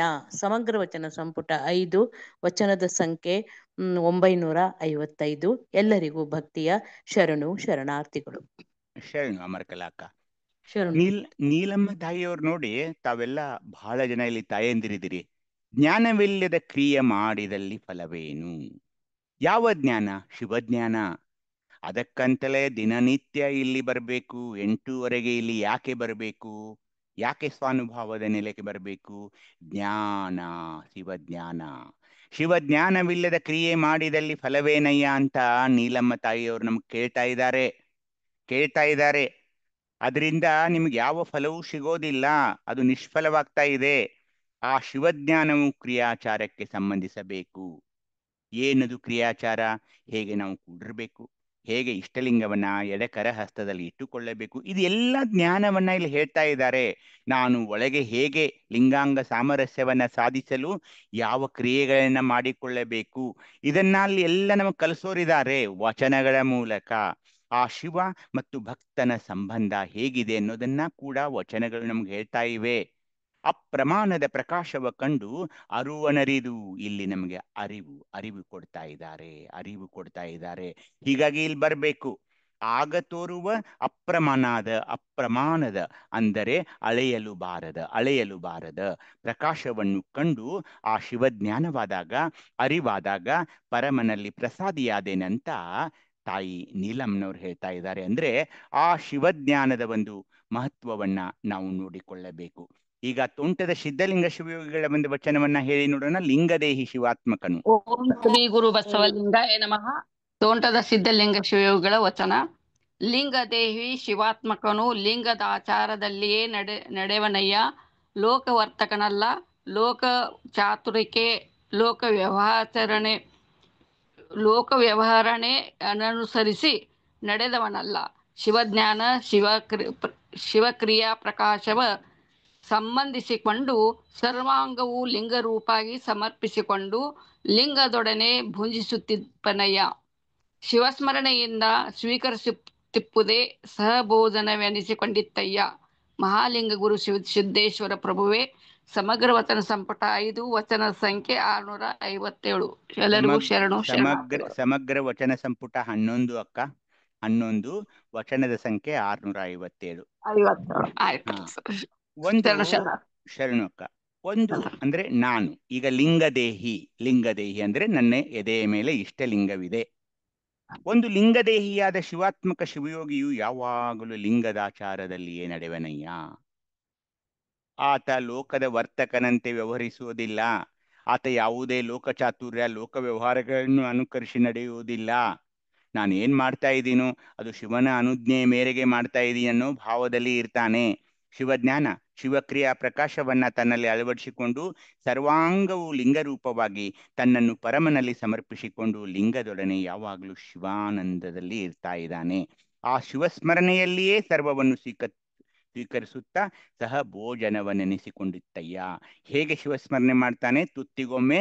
ಯಾವ ವಚನ ಅದು? ತುತ್ತಿಗೊಮ್ಮೆ ಶಿವ ಶರಣು ಎನ್ನುತ್ತಿರಬೇಕು. ದೇವರ ನೆನೆಯುತ್ತಾ ಮೌನದಲ್ಲಿ ಕರ್ಣವೃತ್ತಿಗಳು ಅಡಗುವು. ಮಾಡಿದ ಬಳಿಕ ತುತ್ತಿಗೊಮ್ಮೆ ಉಂಡರೆ ಕರ್ಣವೃತ್ತಿಗಳು ಅಡಗುವಯ್ಯ. ಅಡಗು ಅಂತ ಏನ್ ಹೇಳಿದ್ರಲ್ಲ. ನಾನು ಶಿವಸ್ಮರಣೆಯಿಂದ ಸ್ವೀಕರಿಸುತ್ತಿಪ್ಪುದೇ ಸಹಭೋಜನ. ಅದಕ್ಕೆ ಶಿವಸ್ಮರಣೆಯಿಂದ ನಾವು ಪ್ರಸಾದವನ್ನ ಸ್ವೀಕರಿಸಬೇಕಂತ ಹೇಳ್ತಾ ನಾವು ಈಗ ಒಂದ್ ಸ್ವಲ್ಪ ಬ್ರೇಕ್ ತಗೊಳ್ಳೋಣ. ನಮ್ಮ ಶಿವಾನಂದ ಅರಭಾವಿ ಸರ್ ಅವರು ಏನೋ ವಿಷಯವನ್ನು ಹೇಳೋರಿದ್ದಾರೆ. ಎಲ್ಲರಿಗೂ ಶರಣು ಶರಣಾರ್ಥಿಗಳು. ಶರಣಾರ್ಥಿ sir for giving us time sir. ಬಂಧುಗಳೇ, ಇಲ್ಲಿ ಸಮಾವೇಶಗೊಂಡಿರ್ತಕ್ಕಂಥ ಎಲ್ಲ ಶರಣ ಬಂಧುಗಳಲ್ಲಿ ಒಂದು ಸವಿನಯ ಭಿನ್ನ ಏನು ಅಂದ್ರೆ, ಅದಕ್ಕಿಂತ ಪೂರ್ವದಲ್ಲಿ ನಮ್ಮ ವೈದ್ಯರು ಒಂದು ವಚನ ಹಾಕಿದ್ದಾರೆ. ಇದರಲ್ಲಿ ತಾವೆಲ್ಲ ವಾಚನ ಮಾಡಿದ್ದೀರಿ ಅದನ್ನ. 3 ಲೋಕದವರ ನಿದ್ರಾಂಗನೆ ಹೀರಿ ಹಿಂಡಿ ಪ್ರಾಣ ಕಾರ್ಪಣ್ಯವ ಮಾಡಿ ತಡೆಗೆಡೆ ಹಿದಳು. ಸರ್ ಒಂದೇ ನಿಮಿಷ ಸರ್ ಅದ್ರ ಬಗ್ಗೆ. ನನ್ಗೆ ತುಂಬಾ ಇಷ್ಟವಾಗಿರ್ತಕ್ಕಂಥ ಹಾಡಿತು. 3 ಲೋಕದವರ ನಿದ್ರಾಂಗನೆ ಹೀರಿ ಹಿಂಡಿ, 3 ಲೋಕದವರ ನಿದ್ರಾಂಗನೆ ಹೀರಿ ಹಿಂಡಿ, ಪ್ರಾಣ ಕಾರ್ಪಣ್ಯವ ಮಾಡಿ ತಡುಗೆಡಹಿದಳು. ಇವಳ ಗೆಲುವವರ ಆರನೂ ಕಾಣೆ, ಇವಳ ಬಾಣಕ್ಕೆ ಗುರಿಯಾಗಿ ಹೇಳುತ್ತ ಬೀಳುತ್ತ ಐದಾರೆ. ಕೂಡಲ ಚೆನ್ನ ಸಂಗಮ ದೇವಾ, ಕೂಡಲ ಚೆನ್ನ ಸಂಗಮ ದೇವಾ, ಕೂಡಲ ಚೆನ್ನ ಸಂಗಮ ದೇವಾ. 3 ಲೋಕದವರ ನಿದ್ರಾಂಗನೆ ಹೀರಿ ಹಿಂಡಿ, ಪ್ರಾಣ ಕಾರ್ಪಣ್ಯವ ಮಾಡಿ ತಟುಗೆಡಹಿದಳು. ಈ ವಚನ ಹೇಳಿದ್ದು ಹಾಕಿದ್ದು ಇಷ್ಟ ಆಯಿತು. ಸಂತೋಷ. ಬಂಧುಗಳೇ, ನಾವು ಈಗಾಗಲೇ ತಮ್ಗೆ ಹಂಚಿಕೆ ಮಾಡಿರ್ತಕ್ಕಂಥ ಲೇಖನಗಳನ್ನ ತಾವು ದಯವಿಟ್ಟು ಅದರ ಒಂದು ಬರವಣಿಗೆ ಹಂತದಲ್ಲಿ ತಾವೆಲ್ಲರೂ ಇದ್ದೀರಿ ಅಂತ ನಾನು ಭಾವಿಸ್ತಾ, ಅದರ ಜೊತೆಗೆ ತಮ್ಗೆ ಹಂಚಿಕೆ ಆಗಿದ್ದರ ಬಗ್ಗೆ ಏನಾದ್ರೂ ನಿಮ್ಗೆ ಕಷ್ಟ ಕಾರ್ಪಣ್ಯಗಳು ಅಂದ್ರೆ ನಿಮ್ಗೆ ಏನಾದ್ರೂ ಅದರಲ್ಲಿ ತೊಡಕುಗಳು ಬಂದಾಗ ಡಾಕ್ಟರ್ ದಯಾನಂದ ನುಲಿ ಸರ್ ಇರ್ಬೋದು, ನಮ್ಮ ರುದ್ರಪ್ಪ ಇರ್ಬೋದು, ಭಾರತಿ ತಾಯಿಯರ್ ಇರ್ಬೋದು, ಮತ್ತೆ ಎಲ್ಲ ಏನು ಸಮಾವೇಶಗೊಳ್ತಾ ಇದ್ದೀವಲ್ಲ ಪ್ರಾಜ್ಞರಾಗಿರ್ತಕ್ಕಂಥವ್ರು ಮಾತ್ರ ಅಂತವ್ರ ಬಗ್ಗೆ ಉತ್ತರ ಕಂಡಿಡ್ಕೊಳಕ್ ಸಾಧ್ಯ ಅಂತಕ್ಕಂಥದ್ದು ನಮ್ಮ ಮನೋ ಇಂಗಿತವಾಗಿದೆ. ಅದಕ್ಕಾಗಿ ಅದಕ್ಕೆ ಸಂಬಂಧಪಟ್ಟಂತೆ ತಾವೆಲ್ಲರೂ ಸಹಿತ ಕಾರ್ಯೋನ್ಮುಖರಾಗಿದ್ದೀರಿ ಅಂತ ಭಾವಿಸ್ತಾ, ಆಗದೆ ಇದ್ರೆ ಈಗಿಂತಲೇ ಚಾಲನೆ ಕೊಡಿ. ಹಾಗಾಗಿ ನಿಮ್ಮನ್ನೆಲ್ಲರನ್ನ ಒಂದ್ ಕಡೆ ಕರೆಸಿ ತಾವು ಏನ್ ಬರ್ಕೊಂಡಿದ್ದೀರಿ ಅವುಗಳನ್ನೆಲ್ಲ ಒಂದ್ ರೀತಿ ಇಲ್ಲಿ ಒಂದ್ಸಲ ಪರಿಷ್ಕರಣೆ ಮಾಡ್ಕೊಂಡು ಮುಖಾಮುಖಿಯಾಗಿ ಒಂದ್ಸಲ ಪರಿಷ್ಕರಣೆ ಮಾಡಿ ಅದನ್ನು ಒಪ್ಪವರ್ಣವಾಗಿ ಒಂದ್ ಕಡೆ ಕೊಡ್ಬೇಕಾಗಿದೆ ಸಂಪಾದನೆ ಮಾಡ್ಲಿಕ್ಕೆ. ಹಾಗಾಗಿ ಈ ಕೆಲಸ ನಮ್ಮ ಮೇಲೆ ಇರೋದ್ರಿಂದ ದಯವಿಟ್ಟು ತಾವೆಲ್ಲರೂ ಸಹಿತ ಆ ಸರ್ವ ಸಂಪುಟಗಳನ್ನ ಸರ್ವ ವಚನಗಳನ್ನ ಸ್ವಲ್ಪ ಜಾಲಾಡಿ ಯಥೇಚ್ಛ ವಚನಗಳನ್ನ ಬಳಸ್ಬೇಕು ಬೇಡವೋ, ಅಥವಾ ಯಾವ ವಚನಗಳನ್ನ ಬಳಸ್ಬೇಕು, ಅದನ್ನ ಯಾವ ತರ ವಿವರಣೆ ಮಾಡ್ಬೇಕು ಅನ್ನೋದನ್ನ ತಾವು ದಯವಿಟ್ಟು ಚರ್ಚೆ ಮಾಡ್ರಿ ಮುಂಬರೋ ದಿನಮಾನದಲ್ಲಿ ಅಂತ ಹೇಳ್ತಾ, ಇನ್ನೊಂದು ಅನೇಕ ಕಪಟಗಳು ನಡೆದಿರುವಂತ ಸಂದರ್ಭದಲ್ಲಿ ಈಗ ಅಷ್ಟಾವರಣ ಪಂಚಾಚಾರ ಷಟ್ಸ್ಥಲ ಮಾತೆಗಳೇ ಆಗಿವೆ ಜಾಸ್ತಿ. ಹಾಗಾಗಿ ಇವು ಮೂರು ಸಹಿತ ಒಂದೇ ಕಡೆಗೆ ಬರ್ಬೇಕಂತಕ್ಕಂಥ ಒಂದು ಅತಿಯಾಗಿರ್ತಕ್ಕಂಥ ಹಂಬಲ ಇಟ್ಕೊಂಡಿದ್ದು ಸ್ವಾನುಭಾವನೆಲೆ. ಹಾಗಾಗಿ ಮಾತು ಒಂದು ರೀತಿಯ ಗರ್ಭಪಾತ ಇದ್ದಂಗೆ, ಲಿಖಿತ ಅನ್ನೋದು ಒಂದು ರೀತಿ ಹೆರಿಗೆ ಇದ್ದಂಗೆ. ಹಾಗಾಗಿ ಇದು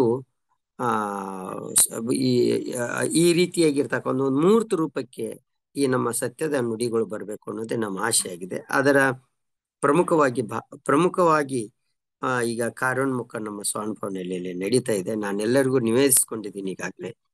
ನನಗೆ ಈಗ ಬೇಕಾಗಿರೋದೇನು ಅಂತಂದ್ರೆ, ಈಗ ಅಷ್ಟಾವರಣದಲ್ಲಿ ಪ್ರಥಮದಲ್ಲಿ ಬರ್ತಕ್ಕಂಥದ್ದು ಗುರು, ಅದಕ್ಕೆ ಸಂಬಂಧಿಸಿರ್ತಕ್ಕಂಥ ಸುಮಾರು ಒಂದು 20 ರಿಂದ 30 ಪ್ರಶ್ನೆಗಳನ್ನ ಅವಾಗ ಜನ ಕೇಳ್ತಕ್ಕಂಥದ್ದನ್ನ ಒಂದ್ ಕಡೆ ಸಂಗ್ರಹ ಮಾಡಿ ಅವುಗಳನ್ನೆಲ್ಲ ಸಂಬಂಧಿಸಿದಂತೆ ವಚನಗಳನ್ನ ಕ್ರೋಢೀಕರಣ ಮಾಡಿ ಆ ಗುರು ತತ್ವನ್ನ ತಯಾರಿಸಿದ್ದೇನೆ ನಾನು. ಹಾಗಾಗಿ ತಮ್ಗೇನು ಅಂದ್ರೆ, ಒಂದು ಅಷ್ಟಾವರಣ ಇದನ್ನ ಯಾಕೆ ಕೊಟ್ರು, ಇದರ ಅವಶ್ಯಕತೆ ಏನಿತ್ತು, ಒಂದೇ ಕೊಡ್ಬೋದಾಗಿತ್ತಲ್ಲ, ಗುರು ಅನ್ನೋದು ಯಾಕೆ ಒಂದೇ ಕೊಡ್ಬೇಕಾಗಿತ್ತಲ್ಲ, ಲಿಂಗ ಯಾಕೆ ಕೊಟ್ರು, ಜಂಗಮ ಯಾಕೆ ಕೊಟ್ರು, ಇವೆಲ್ಲ ಯಾಕೆ ಕೊಟ್ರು ಅಂತ ತಾವು ಅಷ್ಟಾವರಣ ಅಷ್ಟೇ ಇಟ್ಕೊಂಡಿರ್ತಾರೆ ಇವಾಗ. ಇವತ್ತು ಆ ಅಷ್ಟಾವರಣದಲ್ಲಿ ನೀವು ಪ್ರಶ್ನೆಗಳನ್ನ ಸಂಗ್ರಹ ಮಾಡಿ ಸಂಬಂಧಿಸಿದಂತೆ ವಚನಗಳನ್ನ ಕೊಡ್ಬೇಕು ನನಗೆ.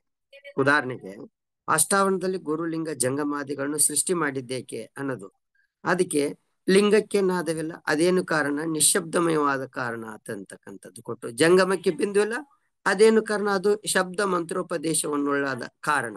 ಈ ರೀತಿಯಾಗಿರ್ತಕ್ಕಂಥ ವಚನ ಪ್ರಶ್ನೆಗೆ ತಕ್ಕಂತೆ ವಚನವನ್ನು ಸಹಿತ ತಾವು ದಯಪಾಲಿಸ್ಬೇಕು ಅಂತ ವಿನಂತಿಸ್ಕೊಳ್ತೀನಿ. ಆಮೇಲೆ ಬಹಳ ದೊಡ್ಡದಾಗಿರ್ತಕ್ಕಂಥ ವಚನ ಅದನ್ನ ತಾವು ಸಂಗ್ರಹ ಮಾಡಿಕೊಟ್ರೆ ಅಲ್ಲಿ ಓದ್ತಕ್ಕಂಥವ್ರಿಗೆ ಆಮೇಲೆ ತಿಳ್ಕೊಳ್ತಕ್ಕಂಥವ್ರಿಗೆ ಕಷ್ಟ ಸದ್ಯ. 2-3 ಪೇಜ್ ವಚನಗಳು ಒಂದೊಂದ್ ಕಡೆ ಇದಾವೆ. ಅಷ್ಟು ದೊಡ್ಡದಾಗಿರ್ತಕ್ಕಂಥ ವಚನಗಳು ಬೇಡ ಅನ್ನೋದು ಒಂದು ವಿನಂತಿ. ಅಷ್ಟಾವರಣ ಬೇರಿಟ್ಟು ಅರಿಯಬಾರ್ದು, ಅದಲ್ಲದೆ ಒಂದರಲ್ಲಿಯೂ ವಿಶ್ವಾಸ ಬೇರಾಗಬಾರ್ದು ಏಕೆ ಅನ್ನೋದಕ್ಕೆ ಒಂದು ವಚನ ಸಿಕ್ಕಿದೆ ನನಗೆ. ಹಾಗಾಗಿ ಈಗ ಈ ಒಂದು ವಾರದಲ್ಲಿ ಏನ್ ಒಂದು ಪ್ರಾಜೆಕ್ಟ್ ಇಟ್ಕೊಂಡ್ರೆ, ಅಷ್ಟಾವರಣ ಯಾಕೆ ಈ ಸುತ್ತಮುತ್ತ ಇರ್ತಕ್ಕಂಥ ಪ್ರಶ್ನೆಗಳು, ಅಷ್ಟಾವರಣದ ಸುತ್ತಮುತ್ತ ಗುರು ಲಿಂಗ ಜಂಗಮ ಇವು ಬೇಡ, ಈಗ ಆಮೇಲೆ ಎತ್ಕೊಳ್ಳೋಣ. ಈ ಒಂದು ವಾರದಲ್ಲಿ ಈಗ ಸೋಮವಾರ, ಬರೋ ಸೋಮವಾರ ತನಕ ಅಷ್ಟಾವರಣ ಅನ್ನೋದ್ರ ಬಗ್ಗೆನೆ ತಮ್ಮ ಪ್ರಶ್ನೆಗಳು ಏನಿದಾವೆ ಆ ಒಳಗೆ ಎಂಟರ್ ಆಗೋಕ್ಕಿಂತ ಮುಂಚೆ, ಗುರುತತ್ವ ಎಂಟರ್ ಆಗೋಕ್ಕಿಂತ ಮುಂಚೆ ಅಷ್ಟಾವರಣ ಅಂದ್ರೆ ಏನು, ಬಹಿರಂಗದ ಅಷ್ಟಾವರಣ ಏನು, ಅಂತರಂಗದ ಅಷ್ಟಾವರಣ ಏನು, ಅಷ್ಟಾವರಣವನ್ನ ಯಾಕೆ ಕೊಟ್ರು, ಇದು ಅನೇಕ ವಿಷಯಾಂಶಗಳನ್ನು ಒಳಗೊಂಡಿರೋದ್ರಿಂದ ಅಷ್ಟಾವರಣ ಅಂತಕ್ಕಂಥದ್ದು ಒಂದು ಪದ ಕೊಟ್ಟಿದ್ದಾರೆ.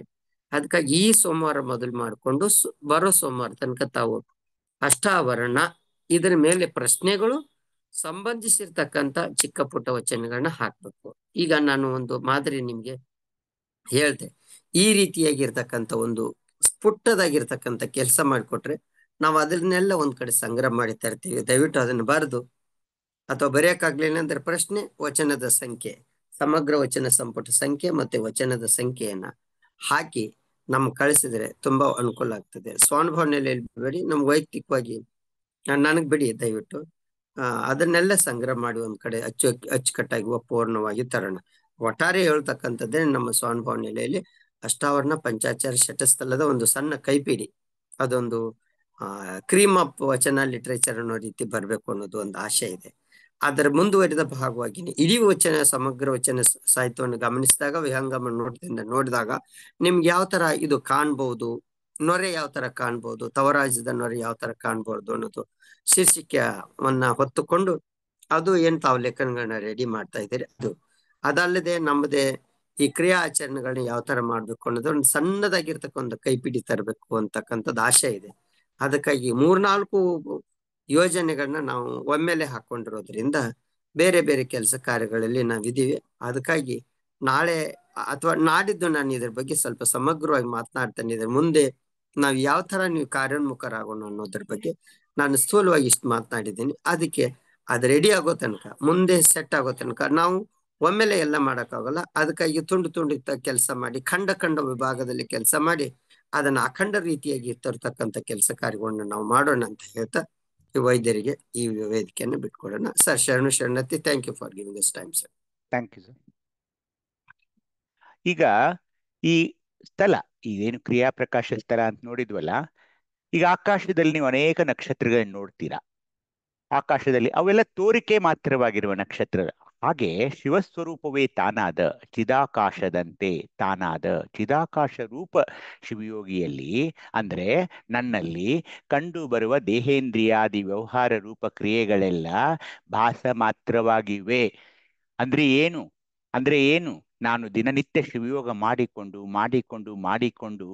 ದಿನನಿತ್ಯ ಏನು ಈ ಲೌಕಿಕ ಜಗತ್ತಿನ ವ್ಯವಹಾರಗಳು ನಡೀತಾ ಇವೆ ನೋಡಿ, ಅದು ಕುಟುಂಬದಲ್ಲಿರಲಿ, ಸಮಾಜದಲ್ಲಿರಲಿ, ಊರಲ್ಲಿರಲಿ, ನೀವು ಎಲ್ಲೇ ಇರಲಿ, ಯಾವ ಯಾವ ವ್ಯವಹಾರ ರೂಪ ಕ್ರಿಯೆಗಳು ನಿಮ್ಮ ಮುಂದೆ ಕಣ್ಣು ಮುಂದೆ ನಡೀತಾವಲ್ಲ, ಅವುಗಳಿಗೆ ಹೆಚ್ಚು ಸ್ಪಂದನ ಮಾಡಬೇಡಿ. ಅವುಗಳಿಗೆ ಸಾಕ್ಷಿ ಭಾವದಲ್ಲಿ ಇರಿ.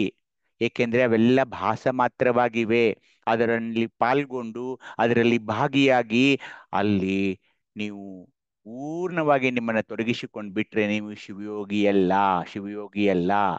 ಅವು ತೋರಿಕೆ ಮಾತ್ರವಾಗಿರುವ ನಕ್ಷತ್ರಗಳ ಹಾಗೆ ಆ ಎಲ್ಲಾ ಕ್ರಿಯೆಗಳು ಈ ಲೌಕಿಕ ಜಗತ್ತಿನಲ್ಲಿ ನಡೀತಾ ಇವೆ. ಯಾರು ನಿಮ್ಗೇನೋ ಅಂದ್ರು, ಮನೆಯಲ್ಲಿ ಜಗಳ ನಡೀತಾ ಇದೆ, ಏನೋ ಆಗಿದೆ, ಅದಂದ್ರು ಇದಾದ್ರು, ಏನೋ ಆಗ್ಲಿ, ಒಮ್ಮೊಮ್ಮೆ ಯಾರಾದ್ರೂ ಅತ್ಯಂತ ನಮಗೆ ಬೇಕಾದವರು ನಮ್ಮನ್ನು ಬಿಟ್ಟು ಹೋಗಬಹುದು. ಇವೆಲ್ಲ ವ್ಯವಹಾರಗಳು ನಡೀತಾನೇ ಇರವು. ದೇಹೇಂದ್ರಿಯಾದ ವ್ಯವಹಾರ ರೂಪ ಕ್ರಿಯೆಗಳಿವೆಲ್ಲ, ಇವುಗಳನ್ನ ಬಿಟ್ಟು ನಾವು ಇರೋಕ್ಕಾಗೋಲ್ಲ. ಹಾಗಂತ ಅವುಗಳಿಗೆ ನೀವು ಒಳಗಾಗಬೇಡಿ. ಪೂರ್ಣವಾಗಿ ನಿಮ್ಮಲ್ಲಿ ಅವು ಸಮರ್ಪಿತವಾಗಬೇಡಿ. ಯಾಕೆ? ನಿಮ್ಮದು ಏನು? ಕೇವಲ ಶಿವಯೋಗ. ಇಲ್ಲಿದ್ರೆ ಏನಾಗುತ್ತೆ? ಅದು ನಿಮ್ಮನ್ನ ಆಹುತಿ ತೆಗೆದುಕೊಂಡು ನಿಮ್ಮ ಬ್ಲಡ್ ಪ್ರೆಷರು, ನಿಮ್ಮ ಶುಗರ್ ಲೆವೆಲ್ಲು, ಡಯಾಬಿಟಿಸು, ನಿಮ್ಮ ಎಲ್ಲವನ್ನ ಹದಗೆಡಿಸ್ಬಿಡ್ತಾ ಇದೆ. ದೂರಿಂದ ನೋಡಿ ನಾಟಕವನ್ನು ಅಥವಾ ಸಿನಿಮಾವನ್ನು ಹೇಗೆ ನೋಡಿ ಬರ್ತೀವಲ್ಲ, ಆ ತರ ನೋಡಿ ಬಂದ್ಬಿಡೋದು. ಆ ಸಿನಿಮಾದಲ್ಲಿ ನಾವು ಭಾಗಿಯಾಗೋಕ್ ಬರೋಲ್ಲ. ಆಗಿರೋದು ಆಕಾಶವೆಂಬುದೇ ಸತ್ಯ. ನೋಡ್ತಾ ಇದೀರಿ ನೀವು, ಮೇಲೆ ಆಕಾಶ ಕಾಣಿಸುತ್ತದೆ. ದೇಹೇಂದ್ರಿಯ ವ್ಯವಹಾರಗಳು ಅವೆಲ್ಲ ಅಸತ್ಯ ಇರ್ತಾವೆ. ಆದ್ರೂ ಕೂಡ ನಾವೇನ್ ಮಾಡ್ತೀವಿ? ಅವುಗಳಲ್ಲಿ ಭಾಗ ತಗೊಳಕ್ಕೆ ಮನಸ್ಸಾಗುತ್ತೆ. ಯಾಕೆ? ಮನಸ್ಸು ಅಂತ ಒಂದಿದೆ ನೋಡಿ. ಹೀಗಾಗಿ ನಾವು ಶಿವಯೋಗದಲ್ಲಿ ನಾವು ಏನ್ ಮಾಡ್ಬೇಕಾಗಿದೆ? ಅಖಂಡ ಜ್ಞಾನಗಣ ಪರಂಜ್ಯೋತಿ, ಆ ಪಶ್ಚಿಮ ಚಕ್ರದಲ್ಲಿರುವ ಬೆಳಗನ್ನು ಕಾಣಬೇಕಾಗಿದೆ. ಹಡಪದ ಲಿಂಗಮ್ಮನವರು ಹೇಗೆ ಹೇಳಿದ್ದಾರೆ ಅದರ ಬಗ್ಗೆ ತಾವು ನೋಡಿದ್ದೀರಾ. ಹಾಗಾಗಿ ದಿನನಿತ್ಯದ ಇಷ್ಟಲಿಂಗ ಪೂಜೆಯಲ್ಲಿ ಪರಮನ ಅನುಸಂಧಾನವೇ ಒಂದು ಕ್ರಿಯೆ, ಅದು ಶಿವಯೋಗ. ಹೀಗಾಗಿ ಆ ಬೆಳಕನ್ನು ಕಾಣಬೇಕಾಗಿದೆ ನಮಗೆ. ಪಶ್ಚಿಮ ಚಕ್ರದ ನಿರಂಜನ ಲಿಂಗದ ಬೆಳಕನ್ನು ಕಾಣಬೇಕಾಗಿದೆ. ಅದೇ ಕ್ರಿಯಾ ಪ್ರಕಾಶ ಸ್ಥಳೀಯ ಗುರಿಯಾಗಿದೆ ಅಂತ ಹೇಳ್ಕೊಂಡು, ಈಗ ನಾವು ಮುಂದಿನ ಸ್ಥಳ ಯಾವುದಂದ್ರೆ ಭಾವಪ್ರಕಾಶ ಸ್ಥಳ. ಈ ಭಾವಪ್ರಕಾಶ ಅಂದ್ರೆ ಚಿದ್ರಸವೇ ಬಿಂದುವಾಕಾಶ, ಚಿತ್ ಪ್ರಕಾಶವೇ ಭಾವಪ್ರಕಾಶ. ಹೇಗೆ ಹೇಳಿ? ಈಗ ದಿನನಿತ್ಯ ಇಷ್ಟೊಂದು ಈ ಸ್ವಾನುಭಾವದ ನೆಲೆಯಲ್ಲಿ ಬರ್ತಾ ಇದ್ದೀವಿ, ವಚನಗಳನ್ನ ಓದ್ತಾ ಇದ್ದೀವಿ, ವಚನಗಳನ್ನ ಅರ್ಥ ಮಾಡಿಕೊಳ್ಳಕ್ಕೆ ಪ್ರಯತ್ನ ಮಾಡ್ತಾ ಇದ್ದೀವಿ. ಏನೋ ಒಂದು ಭಾವುಕರಾಗ್ಬಿಟ್ಟಿದ್ದೀವಿ, ಸಹೃದಯಿ ದೈವೀ ಭಾವನಾವಶರಾಗಿದ್ದೀವಿ, ಸ್ವಾನುಭಾವಿಯಾಗಿದ್ದೀವಿ. ಸ್ವಾನುಭಾವದ ನೆಲೆಯಲ್ಲಿ ನಿಂತುಕೊಂಡು ಸ್ವಾನುಭಾವಿಯಾಗಿದ್ದೀವಿ, ಮಧುರ ಭಾಷೆಯಾಗಿದ್ದೀವಿ. ಬೈಗುಳಗಳು ನಮ್ಮ ಶಬ್ದಕೋಶದಿಂದ ಮಾಯವಾಗಿ ಬಿಟ್ಟಿವೆ. ನಮಗೆ ಬರ್ತಾ ಆ ಬೈಗುಳಗಳೇ ಎಲ್ಲೋ ಮರೆತು ಹೋಗ್ಬಿಟ್ಟಿವೆ. ಅಷ್ಟೊಂದು ಮಧುರ ಭಾಷೆ, ಅತ್ಯಂತ ಸರಳವಾಗಿ ಸಣ್ಣ ಧ್ವನಿಯಲ್ಲಿ ಮಧುರವಾಗಿ ಮಾತನಾಡಿಕೊಳ್ಳೋದನ್ನ ನಾವು ಈಗ ರೂಢಿಸಿಕೊಂಡು ಬಿಟ್ಟಿದ್ದೀವಿ. ಏಕೆಂದ್ರೆ ಕೇವಲ ವಚನಗಳನ್ನೇ ಓದ್ತಾ ಓದ್ತಾ ಓದ್ತಾ ನಮ್ಮ ಭಾಷೆ ಮಧುರ ಭಾಷೆಯಾಗಿದೆ. ಎಲ್ಲಾ ನನ್ನ ಭಾವಗಳು ಶಿವ ಸ್ವರೂಪವೆಂದು ತಿಳಿಯುವ ಪವಿತ್ರ ಭಾವ ನನ್ನಲ್ಲಾಗಿರೋದ್ರಿಂದ ಈಗ ನಾನು ಭಾವ ಪ್ರಕಾಶ ಸ್ಥಳಿಯಾಗಿದ್ದೀನಿ. ಆ ಮಹದಾಕಾಶದ ನಿಷ್ಕಲ ದೇವನನ್ನ ನನ್ನ ಆತ್ಮರೂಪದಿಂದ ಅನುಸಂಧಾನಿಸುವುದು ಈ ಕ್ರಿಯಾ ಪ್ರಕಾಶ. ಆ ಇಷ್ಟಲಿಂಗ ಪೂಜೆಯಲ್ಲಿ ಅದನ್ನೇ ನಾನು ಮಾಡಬೇಕಾಗಿದೆ. ಆ ಅನುಸಂಧಾನವು ಕೇವಲ ಕ್ರಿಯಾಯುಕ್ತವಾಗಿರದೆ ಭಾವಗರ್ಭಿತವಾಗಬೇಕಾಗಿದೆ. ಅಂದ್ರೆ ಏನು? ಇಷ್ಟಲಿಂಗ ಪೂಜೆಯಾದ ನಂತರ ಮುಗೀತಾ ಅವನ ಸಂಬಂಧ ಮುಗೀತಾ? ಇಲ್ಲ. ನನ್ನ ಇಡೀ ಭಾವದಲ್ಲಿ 24x7 ಪ್ರತಿ ಕ್ಷಣದಲ್ಲಿ ಆ ಭಾವದಲ್ಲಿ, ಆ ಲಿಂಗಾನುಸಂಧಾನದ ಭಾವದಲ್ಲಿ ನಾನಿರ್ಬೇಕಾಗ್ತಾ ಇದೆ. ಆಗ ಮಾತ್ರ ಆ ಕ್ರಿಯೆ ಫಲದ್ರೂಪವಾಗಿ ಕಾಣೋದು. ಭಾವ ಗರ್ಭಿತವಲ್ಲದ ಕ್ರಿಯೆ ನಿರರ್ಥಕವಾಗಿರ್ತಾ ಇದೆ. ಸುಮ್ಮನೆ ಇಷ್ಟಲಿಂಗ ಪೂಜೆ ಮಾಡ್ಕೊಂಡು ಬಂದ್ವಿ, 1 ಗಂಟೆ ನಂತರ ಯಾವುದೋ ಕಲಹದಲ್ಲಿ ಭಾಗವಹಿಸಿ ಜೋರಾದ ಧ್ವನಿಯಲ್ಲಿ ಒಂದು ಹೇಳಬಾರದ ಶಬ್ದಗಳನ್ನ ಹೇಳ್ತಾ ಹೋದ್ರೆ, ಆ ಕುಂಕುಮ ಸ್ವಾಮಿಗಳು ಹೇಳಿದ್ರಲ್ಲ ಮೊನ್ನೆ ಕೆಲವೊಂದು ಶಬ್ದಗಳನ್ನ ಹೇಳಿ ಅದನ್ನೇ ಮತ್ತೆ ಸಮರ್ಥಿಸಿಕೊಳ್ಳೋ ಇದೆಲ್ಲ ಆ ಭಾವಪ್ರಕಾಶ ಸ್ಥಳದಲ್ಲಿ ಅದೆಲ್ಲ ನಡೆಯೋಲ್ಲ. ಶಿವಯೋಗವಿಲ್ಲದವರ ಮಾತುಗಳು ಅದು. ಶಿವಯೋಗ ಮಾಡಿಕೊಳ್ಳುವವರ ಮಾತುಗಳು ಮಧುರ ಭಾಷೆಯಾಗಿರ್ತಾರೆ. ಅವರ ಮಾತುಗಳಂದ್ರೆ ಜೇನ ಹನಿ ತೊಟ್ಟಕ್ಕೂ ಹಾಗೆ ಇರುತ್ತಾ ಇದೆ. ಯಾಕೆ ಹೇಳಿ? ಪ್ರತಿ ಕ್ಷಣದಲ್ಲಿ, ಪ್ರತಿ ನಿಮಿಷದಲ್ಲಿ, ಅವರ ಇಡೀ ಭಾವದಲ್ಲಿ ಆ ಇಷ್ಟಲಿಂಗ ಎದೆ ಮೇಲೆ ನಿರುತ್ತಲ್ಲ, ನೀನು ಏನು ಮಾತನಾಡಬೇಕಪ್ಪ ಅಂತ ಹೇಳಿ ಆ ಪ್ರಸಾದ ಇಲ್ಲಿ ನಮ್ಮ ಯಾವ ಸ್ಥಳದಲ್ಲಿ ನಾವು ಇಲ್ಲಿ ಇದ್ದೀವಲ್ಲ, ಆ ಶಬ್ದಗಳು ಶಿವ ಶಬ್ದಗಳಾಗಿ ಹೊರಗೆ ಬರ್ತಾ ಇವೆ. ಸಾಧಕನು ಇದನ್ನರಿತು ಶಿವಾನುಸಂಧಾನವನ್ನ ಭಾವಯುತವಾಗಿ ಸಾಗಿಸಬೇಕು. ನಾನು ಒಳಗೆ ಹೋಗ್ಬೇಕು, ಎನ್ನೊಳಗೆ ನೀನು ನಿನ್ನೊಳಗೆ ನಾನು ಅಂತ ಆ ಭಾವನೆಯಲ್ಲಿ ನಾನು ಒಳಗೆ ಹೋಗಬೇಕು. ಇದನ್ನ ನನ್ನ ಪರವಾಗಿ ಬೇರೆ ಯಾರಾದ್ರೂ ಮಾಡೋಕ್ಕಾಗುತ್ತಾ? ಇಲ್ಲ. ಸಾಧಕನು ತನ್ನ ಸ್ವಪ್ರಯತ್ನದಿಂದಲೇ ಸಾಧಿಸಬೇಕು. ಹೇಗೆ ಅದಕ್ಕೇನಂದ್ರೆ ಇಷ್ಟಲಿಂಗ ಪೂಜೆ, ಮತ್ತೇನೂ ಇಲ್ಲ. ಈಗ ಮಣ್ಣಿನಿಂದಾದ ಮಡಿಕೆಗಳು ಮಣ್ಣಿಗೆ ಭಿನ್ನವಲ್ಲ. ನೋಡಿ, ಬೇಕಾದ್ರೆ ಮಣ್ಣು ಬಿಟ್ಟು ಮಡಿಕೆ ಮಾಡೋಕ್ಕಾಗುತ್ತಾ? ಅಥವಾ ಚಿನ್ನದಿಂದಾದ ಆಭರಣಗಳು ಚಿನ್ನಕ್ಕೆ ಭಿನ್ನವಲ್ಲ. ಅಂದ್ರೆ ಬಂಗಾರವಿಲ್ಲದೆ ಆಭರಣಗಳನ್ನ ಮಾಡೋಕ್ ಬರುತ್ತಾ? ಇಲ್ಲೇ. ಕಂಚಿನಿಂದಾದ ಪಾತ್ರೆಗಳು ಕಂಚಿನಿಂದನೇ ಆಗಿರ್ತವೆ. ಕಬ್ಬಿಣದಿಂದಾದ ಉಪಕರಣಗಳು ಕಬ್ಬಿನಿಂದ ಆಗಿರ್ತವೆ. ಸಮುದ್ರದಲ್ಲಿ ತೋರಿದ ತೆರೆಗಳು ಸಮುದ್ರದಿಂದಲೇ ಬಂದಿರ್ತವೆ. ಹಾಗೆಯೇ ಈ ಮಹಾಲಿಂಗ ಮಹಾಶರದಿಯಲ್ಲಿ ಮೂಡಿ ಬಂದ ಶಮದಮಾದಿ ಸಾತ್ವಿಕ ಭಾವಗಳು, ಕಾಮಕ್ರೋಧಾದಿ ರಾಜಸ ಭಾವಗಳು, ದ್ವೇಷ ಅಸೂಯಾದಿ ತಾಮಸ ಭಾವಗಳು ಆ ಮಹಾಲಿಂಗ ಶರದಿಗೆ ಭಿನ್ನವಲ್ಲ. ಸುಖ ದುಃಖ, ಧರ್ಮ ಅಧರ್ಮ, ಸುಬುದ್ಧಿ ಕುಬುದ್ಧಿ ಎಂಬ ಎಲ್ಲಾ ಭಾವಗಳು, ಅನೇಕ ಭಾವನೆಗಳಿವೆ. ಆದರೆ ಅವೆಲ್ಲ ಶಿವನಲ್ಲಿ ತೇಲಿ ಬಂದ ತೆರೆಗಳಂತ ಭಾವಿಸಬೇಕು. ಆದರೆ ಅವು ಶಿವನಿಗೆ ಎಷ್ಟೂ ಬೇರೆಯಲ್ಲ. ಹೀಗಿದ್ದು ಅಜ್ಞಾನದಿಂದ ಬೇರೆ ಬೇರೆ ಎಂದು ತಿಳಿಯುವುದು ದುಃಖಕ್ಕೆ ಕಾರಣ. ಅಜ್ಞರು ದುಃಖ ಪಡುವುದು ಇದಕ್ಕಾಗಿಯೇ. ಎಷ್ಟೊಂದು ದುಃಖ ಪಡ್ತೀವಂದ್ರೆ, ಈ ಒಂದು ದುಃಖವನ್ನ ಶಿವ ನನಗೆ ಕೊಡೋದೆ? ಶಿವ ಇರೋದಾದ್ರೂ ಎಲ್ಲಿ? ನನ್ನಲ್ಲಿ ಎಲ್ಲಿ ಶಿವ ಇದ್ದಾನೆ? ಈ ದುಃಖವನ್ನು ನನಗೆ ಒದಗಿಸಿಬಿಟ್ನಲ್ಲ, ನನ್ನ ಮೇಲೆ ಹಾಕಿಬಿಟ್ನಲ್ಲ ಅಂತ ಶಿವನನ್ನೂ ಬೈದವರು ನಾವು. ಜ್ಞಾನಿಯಾದ ಶಿವಯೋಗಿಯು ಮಾತ್ರ ಹಾಗಲ್ಲ. ಶಿವನೇ ತಾನೆಂಬ ಅಪರೋಕ್ಷಾನುಭೂತಿ ಪಡೆದ ಅವನು ಸುಖವೇ ಬರಲಿ ಅಥವಾ ಯಾವ ಭಾವವೇ ಬರಲಿ ಅವೆಲ್ಲ ಶಿವಸ್ವರೂಪ ಅಂತ ತಿಳಿತಾನ್ರಿ. ಹೀಗೆ ಸರ್ವಭಾವಗಳು ಶಿವಸ್ವರೂಪವೆಂದು ತಿಳಿಯುವ ಪವಿತ್ರ ಭಾವವೇ ಭಾವಪ್ರಕಾಶನ. ಅಂದ್ರೆ ಏನು? ಭಾವದಲ್ಲಿ ಯಾವಾಗಲೂ ಆ ಇಷ್ಟಲಿಂಗದ ನೆರಳಿನಲ್ಲಿಯೇ ನಾವು ಬೆಳಿಬೇಕಾಗಿದೆ, ಜೀವನವನ್ನ ಮಾಡಬೇಕಾಗಿದೆ. ಅಂತಹ ಮಂಗಲ ಭಾವವುಳ್ಳವನೇ ಭಾವಪ್ರಕಾಶ ಸ್ಥಳಿ. ಎಂದಿಗೂ ನನ್ನ ಎದೆ ಮೇಲೆ ಇಷ್ಟಲಿಂಗವಿದೆ ಅನ್ನೋದನ್ನ ನಾವು ಮರಿಬಾರದು. ಒಂದು ಶಬ್ದ ನನ್ನ ಬಾಯಿಯಿಂದ ಹೊರಗೆ ಬರ್ತಾ ಇದೆ ಅಂದ್ರೆ ನನ್ನ ಎದೆ ಮೇಲೆ ಇಷ್ಟಲಿಂಗವಿದೆ ಅನ್ನೋ ಒಂದು ಪ್ರಜ್ಞೆ ನನ್ನಲ್ಲಿರ್ಬೇಕು. ಪರಮಾತ್ಮನು ಪೂರ್ಣ, ನಿಮ್ಗೆ ಗೊತ್ತದು, ಜನನ ಮರಣ ರಹಿತ, ಆತ ವಿಶ್ವವ್ಯಾಪಿ. ಅದನ್ನೆಲ್ಲ ವಚನಗಳಲ್ಲಿ ತಾವು ನೋಡಿದೀರಾ. ವಿಶ್ವವೆಲ್ಲ ಅವನೇ. ಅವನನ್ನು ನುಡಿದೇನಿದೆ? ಎಲ್ಲವೂ ಅವನೇ. ಅಂಥ ಪರಮನೇ ನಾನು ಎಂದು ಭಾವಿಸುವ ಶಿವಯೋಗಿಯು ಹೇಗಿರ್ಬೋದು ಹೇಳಿ? ಇವನೇ ತಾನಾಗಿ ಮೆರಿತಾ ಇರೋದ್ರಿಂದ ಅವನಿಗೆ ಎಲ್ಲಿ ಬಹುದುಃಖಗಳು? ಶಿವಾತ್ಮ ಭಾವ ತಳೆದು ಭಾವಪ್ರಕಾಶ ಸ್ಥಳಿ ಎನಿಸಿದ ಅವನ ಸಾಧನೆಯ ವರ್ಣನೆ ಇಲ್ಲಿದೆ. ಹೇಗೆ? ತೋಂಟದ ಸಿದ್ಧಲಿಂಗ ಶಿವಯೋಗಿಗಳು ಆ ಶಿವಯೋಗಿಯ ಒಂದು ಸ್ವರೂಪವನ್ನ ಎಷ್ಟು ಚೆನ್ನಾಗಿ ಹೇಳ್ತಿದ್ದಾರೆ, ಓದಿ ನೋಡೋಣ. ಚಂದ್ರನಿಂದಾದ ಕಲೆ. ಓಂ ಶ್ರೀ ಗುರು ಬಸವಲಿಂಗಾಯ ನಮಃ. ಸರ್ವರಿಗೂ ಭಕ್ತಿಯ ಶರಣಾರ್ಥಿಗಳು. ತೋಂಟದ ಸಿದ್ಧಲಿಂಗ ಶಿವಯೋಗಿಗಳ ವಚನ. ಚಂದ್ರನಿಂದಾದ ಕಲೆ ಚಂದ್ರನ ಬೆರೆಸಿ ಚಂದ್ರನಾದಂತೆ, ಸೂರ್ಯನಿಂದಾದ ಕಿರಣ ಸೂರ್ಯನ ಬೆರೆಸಿ ಸೂರ್ಯನಾದಂತೆ, ಅಗ್ನಿಯಿಂದಾದ ಕಾಂತಿ ಅಗ್ನಿಯನ್ನೇ ಬೆರೆಸಿ ಅಗ್ನಿಯಾದಂತೆ, ದೀಪದಿಂದಾದ ಬೆಳಗು ದೀಪವನ್ನೇ ಬೆರೆಸಿ ದೀಪವಾದಂತೆ, ಸಮುದ್ರದಿಂದಾದ ನದಿ ಸಮುದ್ರವನ್ನೇ ಬೆರೆಸಿ ಸಮುದ್ರವಾದಂತೆ, ಪರಶಿವ ತತ್ವದಲ್ಲಿಯೇ ನಾನು ದಯಿಸಿ ಆ ಪರಶಿವ ತತ್ವದಲ್ಲಿಯೇ ಬೆರೆಸಿ ಪರಶಿವ ಯೋಗಿಯಾದೆನು ಕಾಣ ಮಹಾಲಿಂಗ ಗುರು ಶಿವ ಸಿದ್ದೇಶ್ವರ ಪ್ರಭುವೆ. ಸಮಗ್ರ ವಚನ ಸಂಪುಟ 11, ವಚನದ ಸಂಖ್ಯೆ 624. ಶರಣಾರ್ಥಿಗಳು. ಶರಣು. ಅಕ್ಕ, ಸವಿತಾ ಅಕ್ಕ. ಇಲ್ಲಿ ನೋಡಿ, ಶಿವ ಮತ್ತು ಶಿವಯೋಗಿ ಹೇಗೆ ಹೇಗೆ ಅವರು ಬೇರೆ ಬೇರೆ ಅಲ್ಲ ಅನ್ನೋದನ್ನು ಹೇಳ್ತಿದ್ದಾರೆ ಶಿವಯೋಗಿಗಳು. ಚಂದ್ರನಿಂದಾದ ಕಲೆ ಚಂದ್ರನ ಬೆರೆಸಿ ಚಂದ್ರನಾದಂತೆ. ಚಂದ್ರನಲ್ಲಿರುವ ಕಲೆಗಳು ಚಂದ್ರನನ್ನೇ ಬೆರೆಸಿ ಚಂದ್ರನೇ ಆಗ್ತವೆ. ನೀವು ಮೇಲೆ ಹುಣ್ಣಿಮೆಯ ದಿವಸ ನೋಡಿ ಚಂದ್ರನ, ಅವನ ಮೇಲೆ ಕಲೆಗಳು ಇರ್ತವೆ. ಆ ಕಲೆಗಳನ್ನೇನಾದ್ರೂ ತೆಗಿಯೋಕ್ಕಾಗುತ್ತಾ? ಇಲ್ಲ, ಅವು ಚಂದ್ರನೊಳಗಡೆ ಇರ್ತವೆ. ಸೂರ್ಯನಿಂದ ರಶ್ಮಿಗಳು, ಕಿರಣಗಳು ನಮ್ಮ ಭೂಮಿಗೆ ಬರ್ತಾ ಇವೆ. ಅವು ಸೂರ್ಯನ ಬಿಟ್ಟಿದಾವ? ಅವು ಇಲ್ಲ. ಹಾಗೇನೆ ಬೆಂಕಿಯಿಂದಾದ ಕಾಂತಿ ಆ ಅಗ್ನಿಯನ್ನೇ ಬೆರೆತು ಅಗ್ನಿಯೇ ಆಗುತ್ತದೆ. ದೀಪದ ಬೆಳಕು ಸಹ ದೀಪವನ್ನೇ ಬೆರೆತು ದೀಪವಾಗ್ತಾ ಇದೆ.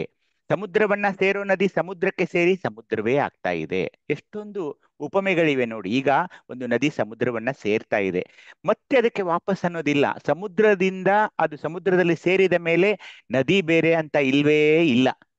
ಸಮುದ್ರದಲ್ಲಿ ಸೇರಿದ ನಂತರ ಆ ಎಷ್ಟೊಂದು ಸುಮಧುರವಾದ ಸಿಹಿಯಾದ ನದಿಯ ನೀರು ಒಂದು ತಕ್ಷಣ ಸಮುದ್ರಕ್ಕೆ ಸೇರಿದ ತಕ್ಷಣ ಅಲ್ಲಿ ಉಪ್ಪಾಗಿ ಬಿಡ್ತಾ ಇದೆ. ಸಮುದ್ರದಿಂದಾದ ನದಿ ಸಮುದ್ರವನ್ನೇ ಬೆರೆಸಿ ಸಮುದ್ರವಾದಂತೆ. ಸಮುದ್ರದ ನೀರೇನು ಸಿಹಿಯಾಗೋಲ್ಲ, ಆದ್ರೆ ನದಿಯ ನೀರು ಉಪ್ಪಾಗ್ತಾ ಇದೆ. ಯಾಕೆ? ಅದು ಸಮುದ್ರವನ್ನ ಸೇರಿ ಬಿಡ್ತು. ಹಾಗೇನೆ ಇವೆಲ್ಲ ಉಪಮಗಳಲ್ಲಿರುವ ಹಾಗೆ ಪರಶಿವ ತತ್ವದಲ್ಲಿಯೇ ನಾನು ಉದಯಿಸಿ, ಅದನ್ನೇ ತಾವು ಶಟಸ್ಥಲ ಮರ್ಮದಲ್ಲಿ ಕೂಡ ಹೇಳ್ತಾ ಇದ್ದೀರಿ. ಪರಶಿವ ತತ್ವದಲ್ಲಿಯೇ ನಾನು ಉದಯಿಸಿ ಆ ಪರಶಿವ ತತ್ವದಲ್ಲಿಯೇ ಬೆರೆಸಿ ಪರಶಿವಯೋಗಿಯಾದೇನು ನೋಡ ಅನ್ನೋದನ್ನ ನಾವು ಅರ್ಥ ಮಾಡಿಕೊಳ್ಳಬೇಕು. ಇವೆಲ್ಲ ಉಪಮೆಗಳು ಎಷ್ಟು ಚೆನ್ನಾಗಿವೆ ನೋಡಿ. ಭಾವಪ್ರಕಾಶ ಸ್ಥಳಿ ಅಂದ್ರೆ ತನಗೆ ಜೀವಭಾವವನ್ನು ತಂದುಕೊಟ್ಟ ಈ ದೇಹ, ಜಗತ್ತು ಮುಂತಾದ ಭಾವನೆಗಳನ್ನೆಲ್ಲ ಈಗ ಆ ಚಿದಾಗ್ನಿಯಲ್ಲಿ ಅರ್ಪಿಸಿ ಶಿವರೂಪನಾಗ್ಬೇಕಾಗ್ತಾ ಇದೆ ನಾನು. ಈಗ ಶಾಂತಿಯೇ ನಮ್ಮ ವಾಸ, ದುಃಖ ದುಮ್ಮಾನಗಳ ಗೊಡವೆಯೇ ನಮ್ಮಲ್ಲಿರೋದಿಲ್ಲ. ಈತ ಈಗ ಶಿವಯೋಗಿಯು ಸದಾ ನಿರ್ಲೇಪ. ಅವನ ಮನವು ಬಹುಕಾಲದ ಶಿವಯೋಗದಿಂದ ಈಗ ಪವಿತ್ರವಾಗಿದೆ. ಅವನ ಭಾವವೀಗ ನಿಷ್ಕಲಂಕವಾಗಿದೆ. ಎಂತಲೇ ಅದು ಚಿನ್ಮಯ ಪರಮಾತ್ಮನಲ್ಲಿ ಸ್ಥಿರವಾಗಿದೆ. ಯಾಕೆ? ದಿನನಿತ್ಯದ ಇಷ್ಟಲಿಂಗ ಪೂಜೆ.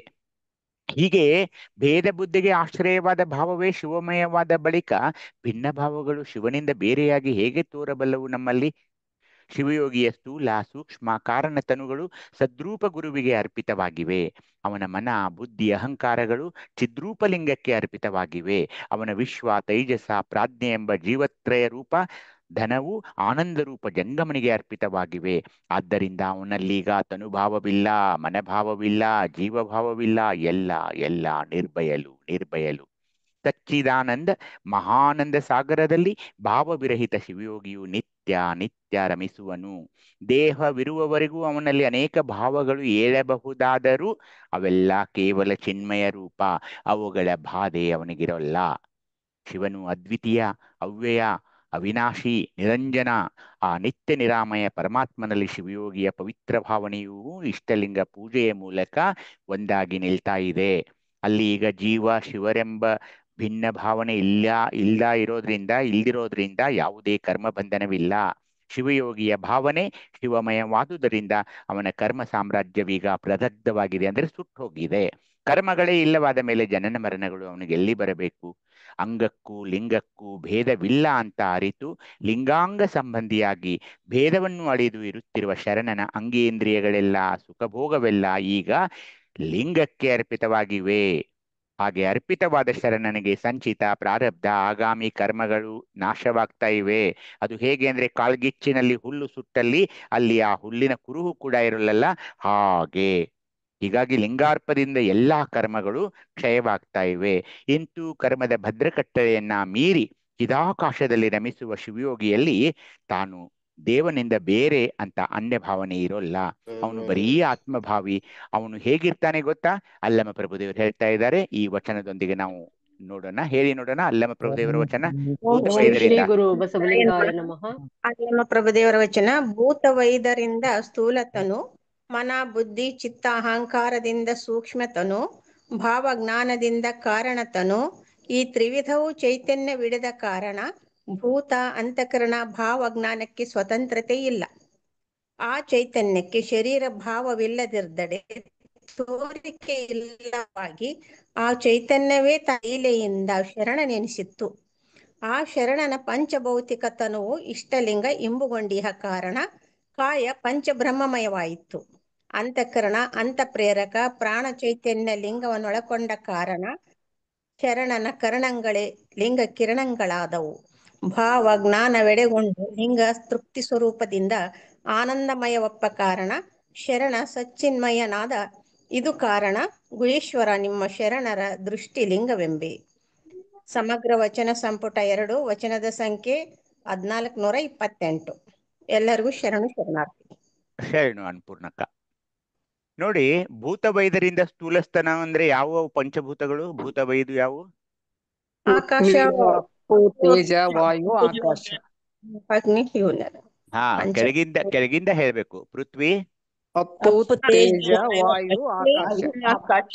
ಹಾ, ಹೀಗೆ ಸ್ಥೂಲತನು ಅಂದ್ರೆ ಪಂಚಭೂತಗಳಿಂದ ಸ್ಥೂಲಸ್ತನವು ಜನ್ಮವಾಗಿದೆ ಅಥವಾ ನಿರ್ಮಾಣವಾಗಿದೆ. ಮನ, ಬುದ್ಧಿ, ಚಿತ್ತು, ಅಹಂಕಾರಗಳಿಂದ ಸೂಕ್ಷ್ಮತನವಾಗಿದೆ. ಭಾವದಿಂದ ಕಾರಣತನವು ಉದಯಿಸಿದೆ. ಇವೆಲ್ಲ ತತ್ವಗಳು ಹಾಗೂ ದೇಹಗಳು ಶಿವನನ್ನ ಆಶ್ರಯಿಸಿವೆ. ಆ ಚೈತನ್ಯವು ಮಾತ್ರ ತನ್ನ ಅಭಿವ್ಯಕ್ತಿಗಾಗಿ ಈ 3 ತನುಗಳನ್ನ ಅವಲಂಬಿಸಿದೆ. ಅಂದ್ರೆ ಶಿವನ ಪ್ರಕಟಣೆಗಾಗಿ ಈ ದೇಹ ಇದೆ. ದೇಹದ ಬಾಳಿಕೆಗಾಗಿ ಶಿವನು ಅತ್ಯವಶ್ಯ. ಶಿವನೊಂದು ಸಮುದ್ರ, ತನುಗಳು ತರಂಗಗಳು. ನಿಜವಾಗಿಯೂ ಎಲ್ಲವೂ ಶಿವನೇ ಶಿವನೇ ಶಿವನೇ. ಶಿವಯೋಗಿಯು ಆ ಶಿವನಲ್ಲಿ ಒಂದಾಗಿದ್ದಾನೆ.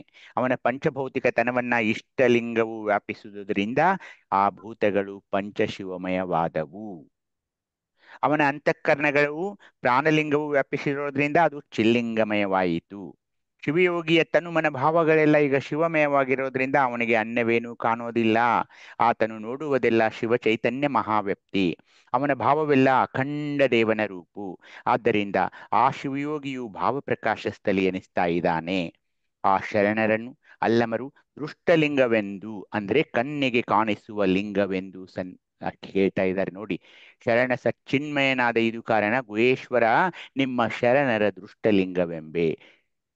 ದೃಷ್ಟಲಿಂಗವೆಂಬೆ ಇಂಥ ಒಬ್ಬ ಶಿವಯೋಗಿ ಶಿವಶರಣರನ್ನ ನಮ್ಮ ಅಲ್ಲಮ ಪ್ರಭುದೇವರು ದೃಷ್ಟಲಿಂಗ ಅಂದ್ರೆ ಕಣ್ಣಿಗೆ ಕಾಣಿಸುವ ಲಿಂಗ ಅಂತ ಅವರನ್ನು ಕರೀತಾ ಇದ್ದಾರೆ. ಹೀಗಾಗಿ ಬಂಧುಗಳೇ, ಅಜ್ಞಾನವೇ ಬಂಧನ. ಅಜ್ಞಾನದ ದವಡೆಗೆ ಸಿಲುಕಿದ ಜೀವನು ಕಂಗೆಡ್ತಾ ಇದ್ದಾನೆ. ಜನನ ಮರಣದ ರಾಟದಲ್ಲಿ ಸಿಲುಕಿ ಕಷ್ಟಪಡ್ತಾನೆ. ಶಿವಯೋಗಿಯು ಮಾತ್ರ ಆ ಇಷ್ಟಲಿಂಗದ ಪೂಜೆಯ ಮೂಲಕ ಅವಿದ್ಯಾ ಬಂಧನವನ್ನ ನೀಗಿ ಶಿವಾತ್ಮಭಾವಿಯಾಗ್ತಾನೆ. ಅವನಿಗೆ ಜಗವೆಲ್ಲ ಶಿವಾತ್ಮ ರೂಪವಾಗಿ ಕಾಣ್ತಾ ಇದೆ. ಅವನ ಇಂದ್ರಿಯಗಳು ವ್ಯವಹರಿಸುವ ವಿಷಯಗಳೆಲ್ಲ ಅವನು ಶಿವಮಯವಾಗಿ ನೋಡ್ತಾ ಇದ್ದಾನೆ. ಭೇದ ವಿಶ್ವದ ದರ್ಶನ ಅಂದ್ರೆ ದೇವ ಬೇರೆ ನಾನು ಬೇರೆ ಅಂತ ಯಾವುದೇ ದರ್ಶನ ಅವನಿಗಿರೋಲ್ಲ. ಈ ಸ್ಥಳವನ್ನ ಮುಂದಿನ ಒಂದು ಇದರಲ್ಲಿ ನಾವು ಮುಂದುವರಿಸೋಣ. ಈಗ ನಿಮ್ಮ ಜೊತೆ ನಾನು ಕೆಲವೊಂದು ಏನನ್ಬೇಕು ಅದಕ್ಕೆ, ಮೂರನೆಯ ಕಣ್ಣು ಇದೆಯೋ ಇಲ್ವೋ ಈ ತರ ಒಂದು ಶಿವಯೋಗದ ಪಾಠಗಳು ಅನ್ನಿ ಅಥವಾ ಆಟಗಳು ಅನ್ನಿ ನಿಮಗೆ ಅದನ್ನ ಈಗ ನಾನು ಯಾರ ಹೆಸರು ಕರಿತೀನೋ ಅವರು ಈ ಆಟದಲ್ಲಿ ಭಾಗವಹಿಸಬೇಕು. ಈಗ ಅದನ್ನು ಶುರು ಮಾಡ್ತೀನಿ.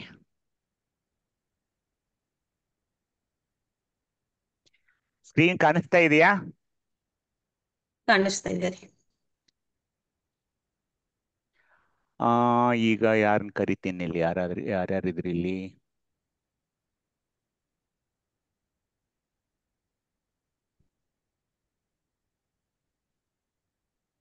ಅಂತ ನಾನು ಬರ್ಲಾ? ಹಾ, ಬರ್ತೀರಾ ಅಕ್ಕ? ನೀವು ಆಟಕ್ಕೆ ಬರ್ತೀರಾ ವೀಣಕ್ಕ?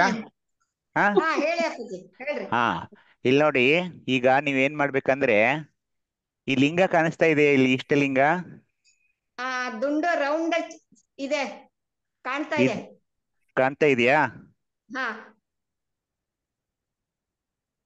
ನೋಡಿ, ಹೆಚ್ಚು ಮಾಡ್ತಾ ಇದೀನಿ. ಕಾಣಿಸ್ತಾ ಇದೆಯಾ? ಒಬ್ರೆ ಬೇರೆ ಯಾರು ಅನ್ಮ್ಯೂಟ್ ಮಾಡ್ಕೊಳ್ಳುವುದವ್ರು. ಕಾಣಿಸ್ತಾ ಇದೆಯಾ ಅಕ್ಕ? ಕಾಣಿಸ್ತಾ ಇತ್ರಿ. ಹಾ, ಈಗ 30 ಸೆಕೆಂಡ್, ಅರ್ಧ ನಿಮಿಷ ಲಿಂಗ ಮೇಲೆ ನೀವು ದೃಷ್ಟಿಯನ್ನ ಇಡಿಯಮ್ಮ. ಇಟ್ಟ ನಂತರ ಪಕ್ಕನೆ ನೀವೇನ್ ಮಾಡ್ಬೇಕು, ಅಲ್ಲಿ ನಿಮ್ಮ ಮನೆ ಮುಂದೆ ನಿಮ್ಮ ಏನ್ ಯಾವ ರೂಮ್ ನಲ್ಲಿ ಕೂತಿದಿರಲ್ಲ ಆ ಗೋಡೆ ಮೇಲೆ ಇದೇ ಲಿಂಗ ಈ ಸುತ್ತಿರುವ ಚಕ್ರಗಳನ್ನ ನೋಡ್ಬೇಕು. ನೋಡೋಣ. 30 ಸೆಕೆಂಡ್ ನೋಡಿ ಇದನ್ನ.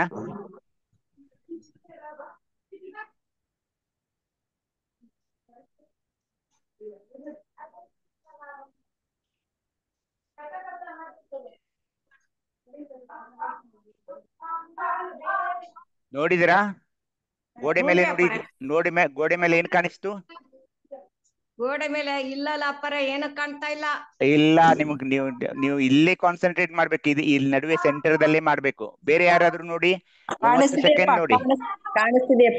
ಹಾ, 30 ಸೆಕೆಂಡ್ ನೋಡಿ. ಹೊರ ವಲಯದ ಒಂದು ರೌಂಡ್ ಕಾಣುತ್ತೆ. ಈಗ ಇಲ್ಲ, ಇನ್ನೊಮ್ಮೆ ನೋಡಿ. ಈಗ 30 ಸೆಕೆಂಡ್ ಈ ಚಕ್ರವನ್ನ ನೋಡಿ. ಗೋಡೆ ಮೇಲೆ ನೋಡೋಕೆ ಪ್ರಯತ್ನ ಮಾಡಿ.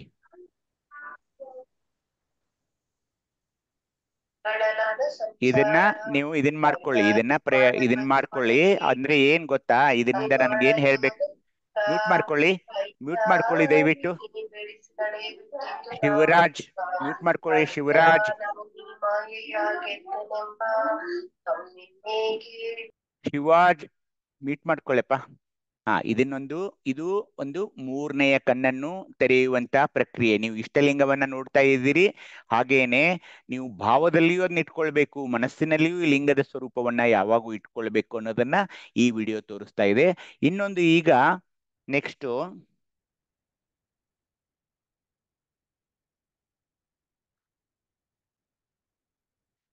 ಇದು ಕಾಣಿಸ್ತಾ ಇದೆಯಾ ಈಗ ನಿಮ್ಗೆಲ್ರಿಗೂ?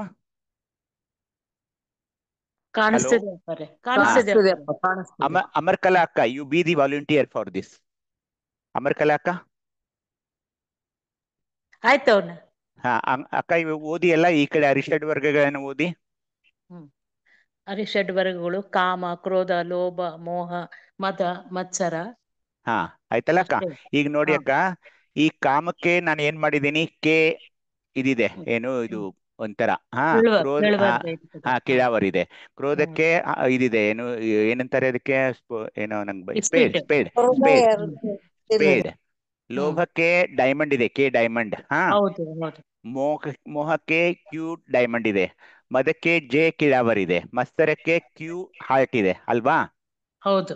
ಈಗ ನೀವು ನನ್ನ ವಾಲಂಟಿಯರ್ ಕೆಲಸ ಮಾಡ್ಬೇಕು. ಈಗ ನೋಡಿ, ನಿಮ್ಗೆ ಯಾವ್ದು ಇದ್ರಾಗಿನ್ ತೆಗಿಬೇಕಾಗಿದೆ? ಕಾಮ, ಕ್ರೋಧ, ಲೋಭ, ಮೋಹ, ಮದ, ಮತ್ಸರ ಒಂದ್ ಯಾವ್ದಾದ್ರು ಇಟ್ಕೊಳ್ಳಿ. ಹಾ, ನಿಮ್ ಮನಸ್ಸಿನಿಂದ ಈಗ ತೆಗಿಬೇಕು. ಯಾವ್ದು ತೆಗಿಬೇಕು ಹೇಳಿ, ನನಗೆ ಹೇಳಿ. ಕಾಮ ತೆಗಿಬೇಕು. ಕಾಮ, ಕೆ ತೆಗಿಬೇಕಲ್ಲ. ಈಗ ಇಲ್ಲಿ ನೋಡಿ, ಇಲ್ಲಿದೆ ಅದು. ಹಾ, ಇಲ್ಲಿದೆ, ಕಾಣಿಸ್ತಾ ಇದೆ ಇಲ್ಲಿ ಕೆ, ಈ ಕಡೆ ಚಿತ್ರದಲ್ಲಿ. ಈಗ ನೀವೇನ್ ಮಾಡ್ಬೇಕು, ಅದ್ರ ಮೇಲೆ ಕಾನ್ಸಂಟ್ರೇಟ್ ಮಾಡಿ. ನಾನು ಶುರು ಮಾಡ್ತೀನಿ ವಿಡಿಯೋ. ಹಾ, ಆಯ್ತು.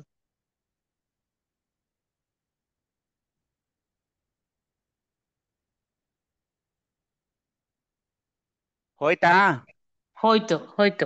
ಹಾ, ಗೊತ್ತಾಯ್ತಲ್ಲ? ಹೌದು ಗೊತ್ತಾಯ್ತಪ್ಪ. ಹಾ, ಈಗ ಮತ್ತೊಬ್ರು ಯಾರಾದ್ರೂ ಬನ್ನಿ. ನಿಲ್ರಿ, ಒಂದ್ ನಿಮಿಷ. ನಾನ್ ಬರ್ತೀನಿ. ಒಂದ್ ನಿಮಿಷ. ಹಾ, ಯಾರು? ನಮ್ಮ ಕುಸುಮಕ್ಕ, ಯಾವ್ದು ಬೇಕು ನಿಮ್ಗೆ? ಈಗ ಯಾವ್ದು ತೆಗಿಬೇಕು ನೀವು? ಮತ್ಸರ, ಕ್ಯೂ ಹಾರ್ಟ್ ಇಲ್ಲಿದೆ ನೋಡಿ. ಹಾ, ಅದ್ರ ಮೇಲೆ ಇಟ್ಕೊಳ್ಳಿ. ನಾನು ಶುರು ಮಾಡ್ತೀನಿ.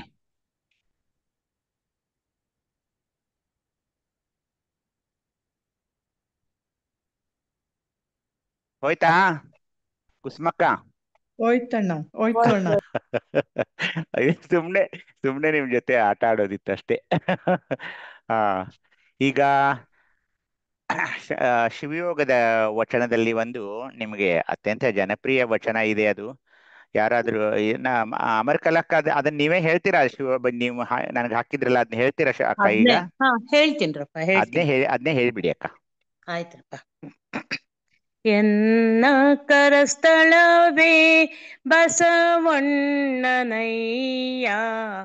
ಎನ್ನ ಮನಸ್ಥಳವೇ ಚನ್ನಬಸವಣ್ಣನಯ್ಯ, ಎನ್ನ ಭಾವಸ್ಥಳವೇ ಪ್ರಭುದೇವರಯ್ಯ, ಎನ್ನ ಕರಸ್ಥಳವೇ ಬಸವಣ್ಣನಯ್ಯ, ಇಂತೆನ್ನ ಕರಬಾಲ ಭಾವಂಗಳಲ್ಲಿ, ಇಂತೆನ್ನ ಕರಬಾಲ ಭಾವಂಗಳಲ್ಲಿ, ಇಷ್ಟ ಪ್ರಾಣ ಭಾವದೋಳು ತಲ್ಲೀನನಾಗಿ, ಇಷ್ಟ ಪ್ರಾಣ ಭಾವದೋಳು ತಲ್ಲೀನನಾಗಿ ಎನ್ನ ಕರಸ್ಥಳವೇ ಬಸವಣ್ಣನಯ್ಯ ಎನ್ನ ಮನಸ್ಥಳವೇ ಜನ ಬಸವಣ್ಣನಯ್ಯ ಎನ್ನ ಭಾವ ಸ್ಥಳವೇ ಪ್ರಭು ದೇವರಯ್ಯ ಎನ್ನ ಕರಸ್ಥಳವೇ ಬಸವಣ್ಣನಯ್ಯ ಮಹಾಲಿಂಗ ಗಜೇಶ್ವರ ನಿಮ್ಮ ಶರಣರ ಘನವನು ಮಹಾಲಿಂಗ ಗಜೇಶ್ವರ ನಿಮ್ಮ ಶರಣರ ಘನವನು ಎನ್ನ ಸರ್ವಾಂಗದಲ್ಲಿ ಕಂಡು ಸುಖಿಯಾದೆನಯ್ಯ ಎನ್ನ ಸರ್ವಾಂಗದಲ್ಲಿ ಕಂಡು ಸುಖಿಯಾದೆನಯ್ಯ ಎನ್ನ ಕರಸ್ಥಳವೇ ಬಸವಣ್ಣನಯ್ಯ ಎನ್ನ ಮನಸ್ಥಳವೇ ಚನ್ನ ಬಸವಣ್ಣನಯ್ಯ ಎನ್ನ ಭಾವ ಸ್ಥಳವೇ ಪ್ರಭು ದೇವರಯ್ಯ ಎನ್ನ ಕರಸ್ಥಳವೇ ಎನ್ನ ಕರಸ್ಥಳವೇ ಎನ್ನ ಕರಸ್ಥಳವೇ ಬಸವಣ್ಣನಯ್ಯ. ಎಲ್ಲರಿಗೂ ಭಕ್ತಿಯ ಶರಣಾರ್ಥಿಗಳು. ಶರಣು ಅಮರ್ಕಲ ಅಕ್ಕ. ಶರಣಾರ್ಥಿ. ಇವತ್ತಿನ ಶಿವಯೋಗದ ವರ್ಗದ ಮೇಲೆ ತಮಗೇನಾದ್ರೂ ಸಲಹೆ ಸಂದೇಹ ಸೂಚನೆಗಳಿದ್ರೆ ಮಾತನಾಡೋಣ. ಯಾರಾದ್ರೂ ಏನಾದ್ರೂ ಕೇಳೋದಿದೆಯಾ? ನೀವು ಥರ್ಡ್ ಐ ತೋರಿಸಿದ ಪರೆ ಅದ್ರ ಮೇಲೆ ನಾವು ಎಕ್ಸರ್ಸೈಸ್ ಮಾಡಿದ್ರೆ ಏನು ಉಪಯೋಗ ಇದೆ ಅಂತ ಕೇಳ್ತಾ ಇದ್ದೇನೆ. ಇಲ್ಲ, ಏನ್ ಹೇಳ್ಬೇಕಾಗಿತ್ತಂದ್ರೆ ಅದನ್ನ ಯಾಕೆ ನಾನು ನಿಮ್ ಮುಂದೆ ತಗೊಂಡ್ ಬಂದೆ ಅಂದ್ರೆ, ಇಷ್ಟಲಿಂಗ ಪೂಜೆಯಲ್ಲಿ ಮೂರನೆಯ ಕಣ್ಣನ್ನ, third eye opening is a big discussion going on in the world. Third eye open ಮಾಡ್ಬೇಕು ಅನ್ನೋದಕ್ಕೆ ನಿಮ್ಗೆ ಸಾವಿರಾರು ವಿಡಿಯೋಗಳು ಸಿಗ್ತಾ ಇವೆ. ಎಲ್ಲಿ? ನಮ್ಮ ಯೂಟ್ಯೂಬ್ ನಲ್ಲಿ ನೋಡಿ, ನೀವು ಬೇಕಾದ್ರೆ ಥರ್ಡ್ ಐ ಓಪನಿಂಗ್ ಅಂತ ಹಾಕಿದ್ರೆ ಸಾವಿರಾರು ವಿಡಿಯೋಗಳು ಇದ್ ಮಾಡ್ತಾರೆ. ಏನ್ ಹೇಳ್ತಾರೆ ಅವರು? ನಾನು ಒಂದು ಸೂಕ್ಷ್ಮವಾಗಿ ನಿಮ್ ಮುಂದೆ ಹೇಳ್ತಾ ಇದ್ದೀನಿ. ಏನ್ ಹೇಳ್ತಾರೆ ಅವರು? ನೀವೊಂದು ಕ್ರಿಸ್ಟಲ್ ತಗೊಂಡ್ ಬಂದು ಅದನ್ನ ಇಟ್ಕೊಂಡು ನೋಡಿ, ಅಥವಾ ಒಂದು ಮೇಣದ ದೀಪವನ್ನ ಹಚ್ಚಿ ಅದನ್ನ ಕಾನ್ಸಂಟ್ರೇಟ್ ಮಾಡ್ತಾ ಹೋಗಿ, ನೋಡ್ತಾ ಹೋಗಿ, ಅವಾಗ ನಿಮ್ಮ ಮೂರನೇ ಕಣ್ಣು ತೆಗೆಯುತ್ತದೆ, ಹಾಗೆ ಹೀಗೆ ಹೇಳ್ತಾರೆ. ಕೆಲವೊಬ್ರು ಎಲ್ಲಿ ತನಕ ಹೇಳ್ತಾರೆ ಅಂದ್ರೆ ಗಂಟೆಗಟ್ಲೆ, ಎಷ್ಟೋ ದಿನ ಆದ ನಂತರ ಅದು ಕಾಣಿಸುತ್ತೆ ಅಂತ ಎಲ್ಲ ಹೇಳ್ತಾರೆ. ಆದ್ರೆ ಈ ಶಿವಯೋಗದಲ್ಲಿ ಅಂದ್ರೆ ನಾವು ಜಗತ್ತಿಗೆ ಹೇಳಿಲ್ಲ, ಜಗತ್ತಿಗೆ ನಾವು ಏನ್ ಹೇಳ್ಬೇಕಾಗಿತ್ತು, ಇಷ್ಟಲಿಂಗ ಅಂತ ಏನು ಒಂದಿದೆಯಲ್ಲ, ಆ ಇಷ್ಟಲಿಂಗದ ವಿವರಣೆಯನ್ನೆಲ್ಲ ಕೊಟ್ಟು, ಇಷ್ಟಲಿಂಗವನ್ನ ನೋಡ್ತಾ ನೋಡ್ತಾ ನೋಡ್ತಾ ನಾನು ಮೂರನೆಯ ಕಣ್ಣನ್ನು ತೆಗೆದು ನೋಡಬಹುದು. ಹೇಗಂದ್ರೆ ಆ ಮೂರನೆಯ ಕಣ್ಣಿನಲ್ಲಿ ಆಜ್ಞಾಚಕ್ರ ಅನ್ನೋದು ಎಲ್ಲ ಜಗತ್ತಿಗೆ ಗೊತ್ತಿದೆ. ಆ ಆಜ್ಞಾಚಕ್ರದ ಒಳಗಡೆ ಮಹಾಲಿಂಗ ಕೊಟ್ಟಿರೋದು ಶಿವಶರಣರು. ಆ ಮಹಾಲಿಂಗದಲ್ಲಿ, ಈ ಆಜ್ಞಾಚಕ್ರದಲ್ಲಿ ಪಂಚಮಹಾಭೂತಗಳೊಡನೆ ಶಿವಾತ್ಮ ಹೇಗೆ ಬೆರೆತು ನನ್ನ ರಚನೆಯಾಗಿದೆ ಅನ್ನೋದನ್ನ ಕೇವಲ ಶರಣರು ಇದನ್ನ ಹೇಳಿದರು. ಮೂರನೆಯ ಕಣ್ಣನ್ನ ಅತ್ಯಂತ ಸರಳವಾಗಿ ಹೇಗೆ ತೆಗೆದು ಮಹಾಲಿಂಗದ ದರ್ಶನವನ್ನ ಮಾಡಿಕೊಳ್ಳಬಹುದು ಅನ್ನೋದನ್ನ ಶಿವಯೋಗಿಗಳು ಎಲ್ಲ ತಮ್ಮ ವಚನಗಳ ಮೂಲಕ ನಮಗೆ ಹೇಳಿದರು. ಹೀಗಾಗಿ ಮೂರನೆಯ ಕಣ್ಣನ್ನು ನಾವು ತೆಗೆಯಬೇಕಾದ್ರೆ ಇಷ್ಟಲಿಂಗವನ್ನ ಕರಸ್ಥಲದಲ್ಲಿ ಇಟ್ಟುಕೊಂಡು ಅದನ್ನ ನೋಡ್ತಾ ನೋಡ್ತಾ ನೋಡ್ತಾ ಎಷ್ಟೊಂದು ನೋಡ್ಬೇಕಂದ್ರೆ ಆ ನಿರೀಕ್ಷೆಯಲ್ಲಿ ಮೂರನೆಯ ಕಣ್ಣು ತೆಗೆದಾಗ ಏನಾಗುತ್ತೆ, ಅದೇ ಇಷ್ಟಲಿಂಗದ ಒಂದು ಪ್ರತಿರೂಪ ನನ್ನ ಹಣೆಯಲ್ಲಿರುವ ಮೂರನೆಯ ಕಣ್ಣಿನಲ್ಲಿ ಅದು ಕಂಡು ಬರೋದಿದೆ. ಅದೇ ಓಂಕಾರ ಸ್ವರೂಪವಾದ ಈ ಮಹಾಲಿಂಗದ ದರ್ಶನ ಮಾಡಿಕೊಳ್ಳ ಮಹಾಲಿಂಗ. ಅದು ನನಗೆ ಹೇಳ್ಬೇಕಾಗಿತ್ತು. ಅದು ಒಂದು. ಎರಡನೇದು ಬೇಡಿಕೆ ಅಂದ್ರೆ ಏನು? ಈಗ ನನಗೆ ವಿಪರೀತ ಕೋಪ ಬರ್ತಾ ಇದೆ. ವಿಪರೀತ ಕೋಪ ಏನು? ಯಾರು ಸ್ವಲ್ಪ ಏನಾದ್ರು ಅಂದ್ರೂ ಕೂಡ ಯಾಕೋ ಸಿಟ್ಟು ಬರುತ್ತೆ. ನೀವು ಅಂದ್ಕೊಂಡಿರ್ಬೋದು, ಹೇಳ್ತಾರೆ ಬಂದು ಯಾರೋ, ಅಯ್ಯೋ ನನಗೆ ತುಂಬಾ ಸಿಟ್ಟು ಬರುತ್ತೆ ಅಂತ. ಅಥವಾ ಯಾವುದೇ ಪರಿಸ್ಥಿತಿಗೆ ನಮಗೆ ಹೊಂದ್ಕೊಳ್ಳೋಕೆ ಆಗ್ತಾ ಇಲ್ಲ, ಮನೆಯಲ್ಲೇ ಇರಬಹುದು, ಯಾರೋ ಏನು ಅಂದ್ರೆ ಅಂತ ಕೋಪಿಸ್ಕೊಳ್ಳೋದು, ಮನಸ್ಸು ಮುದುಡಿ ಹೋಗೋದು, ಇದು ಎಲ್ಲ ನಮ್ಮಲ್ಲಿ ಆಗಬಾರ್ದು. ನನ್ನಿಂದ ಅದನ್ನ ಮುಕ್ತಿಗೊಳಿಸು ಅನ್ನೋದನ್ನ ಕೂಡ ನಾವು ಇಷ್ಟಲಿಂಗಕ್ಕೆ ನೀವು ಹೇಳ್ಬೇಕಾಗ್ತಾ ಇದೆ. ಸಮರ್ಪಣೆ ಮಾಡ್ಬೇಕು. ಸಮರ್ಪಣೆ ಮಾಡಬೇಕು. ಈಗ ಯಾರೋ ತೀರಿ ಹೋದ್ರು, ನನಗೆ ಅತೀವ ದುಃಖ ಆಗ್ತಾ ಇದೆ. ಯಾಕಂದ್ರೆ 30-40 ವರ್ಷಗಳ ಒಡನಾಡಿ ನನ್ನ ಜೊತೆ ಅವರು, ನನ್ನ ತಂದೆ ಇರ್ಬೋದು, ನನ್ನ ತಾಯಿ ಇರ್ಬೋದು, ನನ್ನ ಅಣ್ಣ ಇರ್ಬೋದು, ತಮ್ಮ ಇರ್ಬೋದು, ಅಕ್ಕ ತಂಗಿ ಯಾರೋ ಹೋಗ್ಬೋದು. ಹೋದಾಗ ಏನಾಗುತ್ತೆ, ತೀವ್ರ ದುಃಖ ಆಗುತ್ತೆ. ಅದಕ್ಕೆ ಪರಿಹಾರ ಏನಾದ್ರೂ ಇದೆ ಅಂದ್ರೆ ನನ್ನ ಇಷ್ಟಲಿಂಗದ ಪೂಜೆಯಲ್ಲಿಯೇ ಮಗ್ನನಾಗಿ ಅವನಿಗೆ ಸಮರ್ಪಣೆ ಮಾಡೋದು. ಯಾವುದೇ ಕೆಲಸ, ಯಾವುದೇ ತೊಂದರೆ, ಯಾವುದೇ ಸಮಸ್ಯೆ ಅವನಿಗೇನೆ ಹೇಳೋದು. ಒಂದು ಒಂದು ಒಂದು ನನ್ನ ಒಂದು ಉದಾಹರಣೆಯನ್ನು ನಿಮ್ಗೆ ಹೇಳ್ತಾ ಇದ್ದೀನಿ. ತಾವು ದಯವಿಟ್ಟು ಕ್ಷಮಿಸಬೇಕು.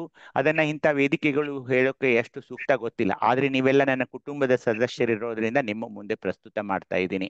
ನನ್ನ ಆಸ್ಪತ್ರೆಯ ಕಟ್ಟಡ ಶುರುವಾದಾಗ ಇದು ಎಷ್ಟು ಅಂದ್ರೆ 5000 ಸ್ಕ್ವೇರ್ ಫೀಟ್ ಇದೆ. ತುಂಬಾ ದೊಡ್ಡದಾದಿದೆ ನಮ್ಮ ಹಾಸ್ಪಿಟಲ್. ಕಟ್ಟುವಾಗ ನಾನು ಮೊದಲ್ ಬೋರ್ ತೆಗೆಸಿದಾಗ ಚೆನ್ನಾಗಿ ನೀರು ಬಂತು. ಒಂದು 15 ದಿನ ಆಗಿರ್ಬೋದು, ಆ ನೀರೆಲ್ಲ ಬತ್ತಿ ಹೋಗ್ಬಿಡ್ತು. ಬಿಲ್ಡಿಂಗ್ ಏನೋ ಕಟ್ತಾ ಇದೀವಿ, ನೀರೇ ಇಲ್ಲ. ಆಗ ಇನ್ನೊಂದು ಇದು ಬೇಡ ಇದು ಇವ್ರ ಕಡೆಯಿಂದ, ಜಿಯೋಲಾಜಿಸ್ಟ್ ಕಡೆಯಿಂದ ಹೇಳಿ ತೆಗ್ಸೋಣ ಅಂತ ಹೇಳಿ ಅವರೆಲ್ಲ ಬರೆದು ಕೊಟ್ಟಿದ್ರು ನನಗೆ. 55 ಫೂಟಕ್ಕೆ 105 ಫೂಟಕ್ಕೆ ಇಷ್ಟು ನೀರು ಅಷ್ಟು ನೀರು ಅಂತ. ಒಂದ್ ಹನಿ ನೀರು ಬರ್ಲಿಲ್ಲ. ಆಗ ಎರಡನೇ ಬೋರು ಫೇಲ್ ಆಯ್ತು ನಂದು. 3ನೇ ಬೋರ್ ಈಗ ತೆಗಿಬೇಕಂದ್ರೆ ಆಗ ದುಡ್ಡಿನ ತೊಂದರೆ. ಅದು ತೆಗೆಸಿದ್ರು ನೀರ್ ಬರುತ್ತೋ ಇಲ್ವೋ ಅನ್ನೋ ಒಂದು ಏನೋ ಸಂದೇಹ. ಈಗ ಆದಾಗ ಅನುಮಾನ, ತುಂಬಾ ಟೆನ್ಷನ್, ಯಾಕಂದ್ರೆ ಇಷ್ಟೊಂದು ದೊಡ್ಡ ಆಸ್ಪತ್ರೆ ಕಟ್ತಾ ಇದ್ದೀನಿ ನಾನು. ಆಗ ನಾನು ಇಷ್ಟಲಿಂಗ ಪೂಜೆಯಲ್ಲಿ ನೀವೆಲ್ಲ ನನ್ನ ಸೋದರರಿದ್ದೀರಾ. ನಾನು ಆ ಇಷ್ಟಲಿಂಗ ಪೂಜೆ ಮಾಡುವಾಗ ಆ ದಿನ ಅಂತೂ ತುಂಬಾ ಹತ್ತು ಬಿಟ್ಟು ಇಷ್ಟಲಿಂಗ ಏನೆಲ್ಲ ನಾನು ಬೇಡ್ಕೊಂಡೆ, ಇದು ನೋಡಪ್ಪ, ಇದೇನ್ ನಾನು ಪರೀಕ್ಷೆ ಮಾಡ್ತಾ ಇದೀಯಾ ನೀನು ಅಂತ. ಅಷ್ಟೊಂದು ನೀನೇ ಇದಕ್ಕೆಲ್ಲ ಪರಿಹಾರ ಮಾಡು ಅಂತ ಹೇಳಿದಾಗ ಸಾಯಂಕಾಲ ಇಲ್ಲಿಯೇ ಒಬ್ರು ಅವಧೂತರಿದ್ದಾರೆ. ಅವರು ಸಾಧಕರು, ಅಂದ್ರೆ ಆರೂಢರು ಅಂತಾರೆ ನೋಡಿ, ಆ ತರ. ಇಲ್ಲೇ ಸಮೀಪದ ಒಂದು ಹಳ್ಳಿ. ಅವರು ತಾವೇ ಹೇಳಿ ಕಳಿಸಿದ ಹಾಗೆ ಬಂದ್ರು.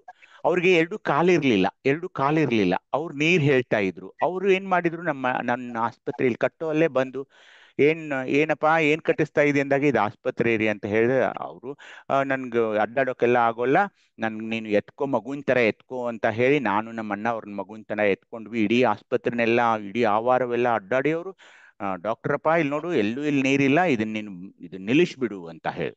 ಅವಾಗ ನಾನು ಅವ್ರಿಗೆ ಏನಂದೆ, ಅಲ್ಲ, ತಾವು ಆರೂಢರು, ಶಿವನ ಆರಾಧಕರು, ಸಾಧಕರು ತಾವು, ಹೀಗೆ ನೀವಂದ್ರೆ ಹೇಗೆ? ಇಲ್ಲಿ ನಾನು ಆಸ್ಪತ್ರೆ ಕಟ್ತಾ ಇದ್ದೀನಿ, ಯಾವುದೇ ಒಂದು ಬಟ್ಟೆ ಅಂಗಡಿ ತೆಗಿತಾ ಇಲ್ಲ, ಕಬ್ಬಿಣದ ಅಂಗಡಿ ತೆಗಿತಾ ಇಲ್ಲ, ನೀರಿಲ್ದೆ ನಾನು ಇಲ್ಲಿ ನಾಳೆ ಡೆಲಿವರಿ ಆಗೋದಿದೆ, ಆಸ್ಪತ್ರೆಯಲ್ಲಿ ಆಪರೇಷನ್ಗಳಾಗೋದಿವೆ. ಇದು ನಾನು ಹೇಳ್ತಾ ಇರೋದು 30-35 ವರ್ಷಗಳ ಹಿಂದಿನ ಕತೆ. ಆ ಆರೂಢರು, ಹಿಂಗತಿಯಾ, ಆಯ್ತು, ಇನ್ನೊಮ್ಮೆ ನನ್ನ ಎಲ್ಲ ಈ ಆವಾರದಲ್ಲಿ ತಿರುಗಾಡಿಸು ಅಂತ ಹೇಳಿ ಒಂದು ಪಾಯಿಂಟ್ಗೆ ಅವ್ರು ಹೇಳಿ ಅಲ್ಲಿಯೇ ಒಂದು ಬಿದ್ದಿದ್ದ ಒಂದು ಕಬ್ಬಿಣದ ಸಲಾಕೆನ ಅಲ್ಲಿ ನನಗೆ ನಡೋಕ್ ಹೇಳಿದ್ರು. ಅದೇ ಅವ್ರು ಹೋಗಿ ಒಂದು 10 ನಿಮಿಷ ಆಗಿರ್ಬಹುದು, ಆ ಬೋರ್ವೆಲ್ ತೆಗಿಯೋರು ನನ್ನ ಇದ್ರ ಮುಂದೆನೆ, ಆ ಕಟ್ಟೋ ಜಾಗದ ಮುಂದೆನೆ ತಮಿಳ್ನಾಡಿಂದ ಒಂದು ಟ್ರಕ್ ಬಂದು, ಸ್ವಾಮಿ ಇಲ್ಲೆಲ್ಲಾದ್ರೂ ಬೋರ್ ತೆಗಿಬೇಕಾಗಿದೆಯಾ, ನಾವು ಇವತ್ತು ಖಾಲಿನೇ ಇದೀವಿ, 3 ದಿವಸ ಆಯ್ತು, ಎಲ್ಲೂ ಕೆಲಸ ಇಲ್ಲ ಅಂತ ಅವರಾಗಿಯೇ ಬಂದಾಗ ಅವತ್ತೇ ನಾವು ಬೋರ್ ಹಾಕ್ಸಿದ್ವಿ. ರಾತ್ರಿ ಸಾಯಂಕಾಲ ಶುರು ಮಾಡಿದ್ವಿ. ಬೆಳಿಗ್ಗೆ ಅಂದ್ರೆ ನೀರು, ಸಿಹಿಯಾದ ನೀರು. ಇವತ್ತಿನ ತನಕ ಒಂದು ಹನಿ ಕಡಿಮೆ ಆಗಿಲ್ಲ. ಇದನ್ನ ಯಾಕೆ ನಿಮ್ ಮುಂದೆ ನಾನು ಹೇಳ್ತಾ ಇದ್ದೀನಂದ್ರೆ, ನಿಷ್ಠಾಭಕ್ತಿ, ಶ್ರದ್ಧಾಭಕ್ತಿ, ಸಂದೇಹ, ಅನುಮಾನ, ಸಂಶಯಗಳಿಗೆ ಆಸ್ಪದ ಬಿಡಬೇಡಿ. ಬೇರೆ ಕಡೆ ಮೊರೆ ಹೋಗಬೇಡಿ. ಇಷ್ಟಲಿಂಗಕ್ಕೆ ನೀವು ಮೊರೆತ ಮಾಡಿ ಅವನಿಗೆ ಬೇಡ್ಕೊಳ್ಳಿ. ನಿಮ್ಗೆ ಏನ್ ಬೇಕೋ ಅದು ಎಲ್ಲವನ್ನ ಆತ ಕರುಣಿಸುತ್ತಾನೆ ಅನ್ನೋದಕ್ಕೆ ನಾನು ಹೇಳಿದೆ. ಹೀಗೆ ಒಂದು 8-10 ಉದಾಹರಣೆಗಳನ್ನ ನಾನು ನಿಮ್ಗೆ ಕೊಡ್ತಾ ಹೋಗಬಹುದು. ಆದ್ರೆ ಅದು ಪರಿ ಅಲ್ಲ. ಆದ್ರೆ ನಿಮ್ಗೆ ಮನದಟ್ಟಾಗ್ಲಿ, ವಿಶ್ವಾಸ ಮೂಡಲಿ ಅಂತ ಹೇಳಿ, ಇಷ್ಟಲಿಂಗ ಅಂದ್ರೆ ಏನು? ಅದೊಂದು ಅಪ್ರತಿಮ ಶಕ್ತಿಯಾಗಿದೆ, ಶಿವಶಕ್ತಿಯ ಸಂಪುಟ ಅದು.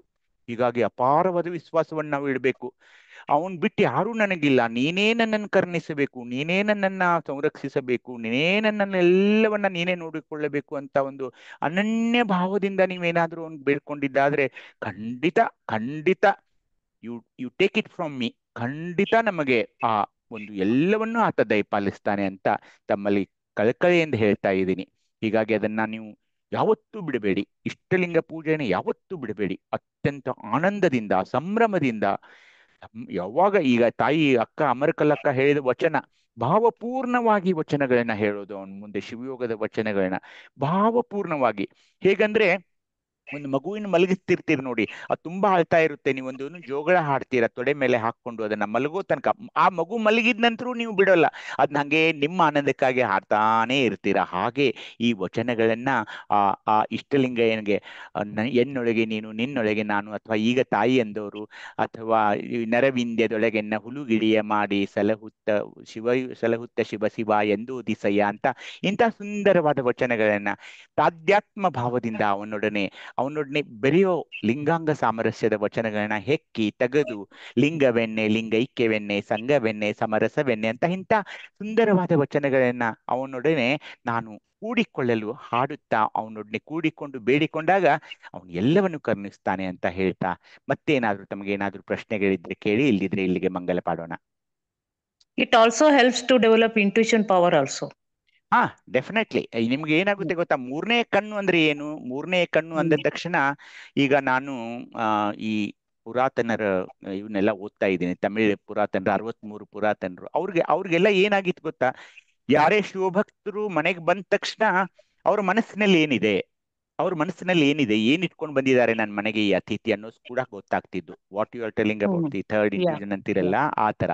ಸೊ ಅವ್ರಿಗೆ ಏನಾಗುತ್ತೆ, ನಿಮಗೆ ಅವಾಗ ಯಾರೊಡನೆ ನಾನು ಹೆಚ್ಚು ವರ್ತನೆ ಮಾಡ್ಬೇಕು ಅಂದ್ರೆ ಬೆರಿಬೇಕು, ಇವರೊಡನೆ ಸಂಭಾಷಣೆ ಮುಂದುವರಿಸಬೇಕು ಬೇಡವೋ, ಆ ತರನು ಎಲ್ಲ ಗೊತ್ತಾಗುತ್ತೆ ನಿಮಗೆ. Thank you doctor. ಮತ್ತೆ ಯಾರಾದ್ರೂ ಏನಾದ್ರೂ ಕೇಳ್ಬೇಕಾ? ಹೇಳಿ. ಇಲ್ಲ ರೀ, ಅದು ನನಗೂ ಅನುಭವ ಬಹಳ ಬಂದೈತ್ರಿ.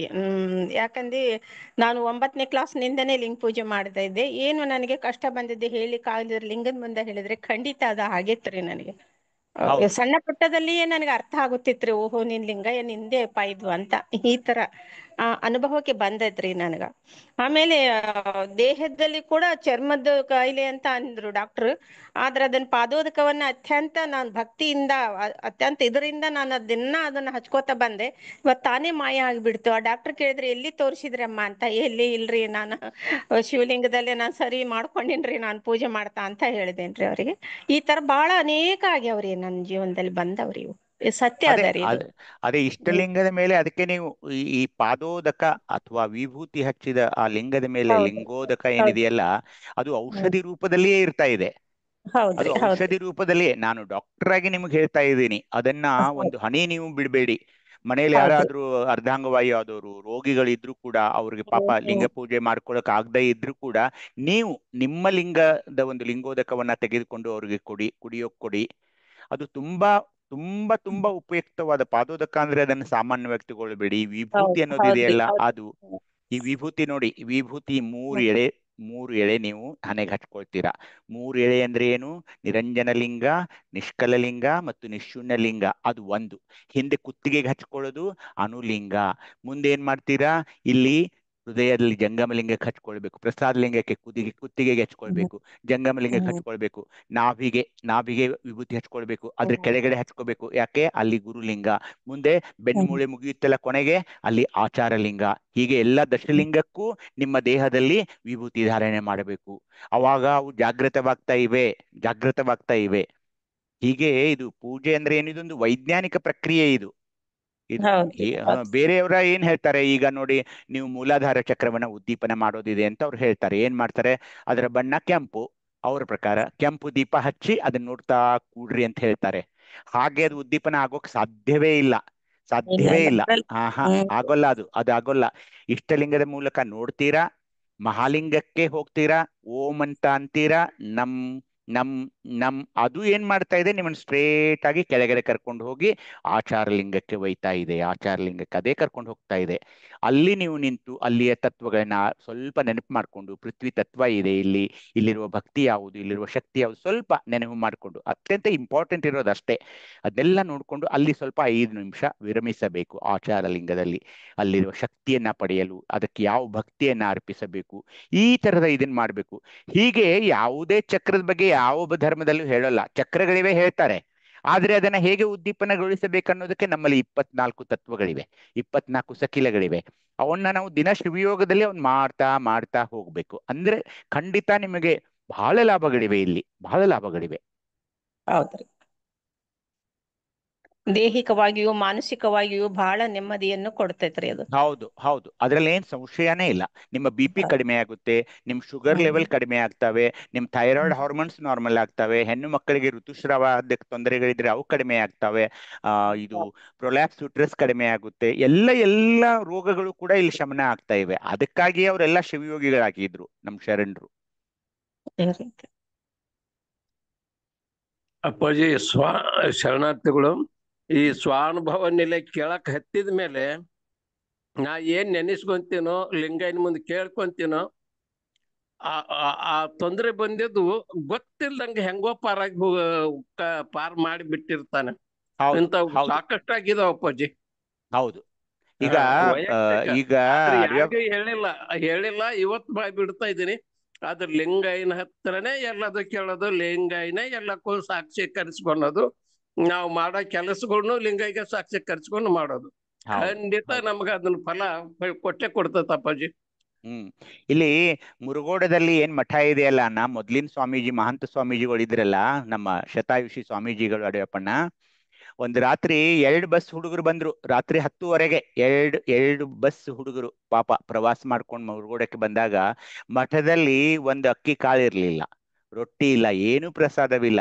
ಆ ನಮ್ಮ ಶಿವಯೋಗಿಗಳು ಅವ್ರನ್ನ ಕರೆದು, ತಮ್ಮ ಇವನ್ ಕರೆದು, ಸೇವಕರನ್ನ ಕರೆದು ಇವ್ರಿಗೆಲ್ಲ ಅಡಿಗೆ ಮಾಡು ಅಂದಾಗ, ಏನೂ ಇಲ್ಲ ರೀ ಮಠದಲ್ಲಿ, ಹೇಗೆ ಮಾಡೋದು ಅಂದಾಗ ಸ್ವಾಮೀಜಿಯವ್ರು ಹೇಳಿದ್ರು, ಅಯ್ಯೋ ಅಡಿಗೆ ಮನೆಯಲ್ಲಿ ಹೋಗಿ ನೋಡಾದ್ರೂ ನೋಡಪ್ಪ ಏನಾದ್ರೂ ಇದೇನು ಅಂದಾಗ ಅಡಿಗೆ ಮನೆ ತುಂಬಿ ತುಳುಕ್ತಾ ಇತ್ತು ಅಂತ ಅವರ ಚರಿತ್ರೆಯಲ್ಲಿ ಬರ್ತಾ ಇದೆ. ಇದೆಲ್ಲ ಏನಂದ್ರೆ ಶಿವಯೋಗಿಗಳು ಮಾಡ್ತಿರುವಂತ ಆ ಲಿಂಗಕ್ಕೆ ಬೇಡ್ಕೊಳ್ಬೇಕು ನಾವೆಲ್ಲ, ಎಲ್ಲವನ್ನ ಆತ ಕರುಣಿಸುತ್ತಾನೆ. ಇಲ್ಲಿ ಏನಂದ್ರೆ ಆ ಶ್ರದ್ಧಾ ಭಕ್ತಿ ನಿಷ್ಠಾಭಕ್ತಿಯ ಕೊರತೆ ಆಗಬಾರ್ದು, ಅನುಮಾನ ಸಂದೇಹ ಈ ತರ ಏನೂ ಇರಬಾರ್ದು. ಮತ್ತು ದಿನನಿತ್ಯ ಅದನ್ನು ಹೆಚ್ಚು ಮಾಡ್ತಾ ಹೋಗ್ಬೇಕು. ನಾವು ಇಷ್ಟಲಿಂಗ ಪೂಜೆಯಲ್ಲಿ ನಿರತರಾಗ್ಲೇಬೇಕು.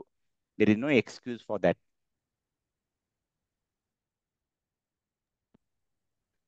ರೇಣುಕಣ್ಣ ಮುಗಿಸೋನ್ವಾ ಸರ್? ಆ ವಚನ ಗ್ರೂಪ್ಗೆ ಹಾಕಿರಿ ಸರ್. ಸಮಯ ಆಯ್ತ್ರಪ್ಪ. ಯಾವ ವಚನ ಮಂಜು? ಎನ್ನ ಕರಸ್ಥಲವೇ ಬಸವಣ್ಣನಯ್ಯ ಸರ್. ಹಾಕ್ತೇನೆ ನಮ್ಮ ಗಜೇಶ ಮಸಣಯ್ಯನವ್ರದ್ದು. ಗಜೇಶ ಮಸಣಯ್ಯನವ್ರದ್ದು. ಹೌದು, ತುಂಬಾ ಚೆನ್ನಾಗಿದೆ. ಮಂಜು, ನೀವು ಹೇಳೋ ಎಲ್ಲ ವಚನಗಳನ್ನ ನಾವು ಶಿವಯೋಗಕ್ಕೆ ತಗೊಂಡ್ಬಿಟ್ಟಿದೀವಿ ಈಗ. ನೀವೊಮ್ಮೆ ಇದನ್ನ ಅನ್ಬೇಕು ಇಲ್ಲಿ ಬಂದು, ಯಾವ್ದು ಹೇಳಿ, ನರವಿಂದ್ಯದೊಳಗನ್ನ. ಹ್ಞೂ ಸರ್, ಹೇಳ್ತೇನೆ. ಹೇಳಿ ಒಮ್ಮೆ. Thank you.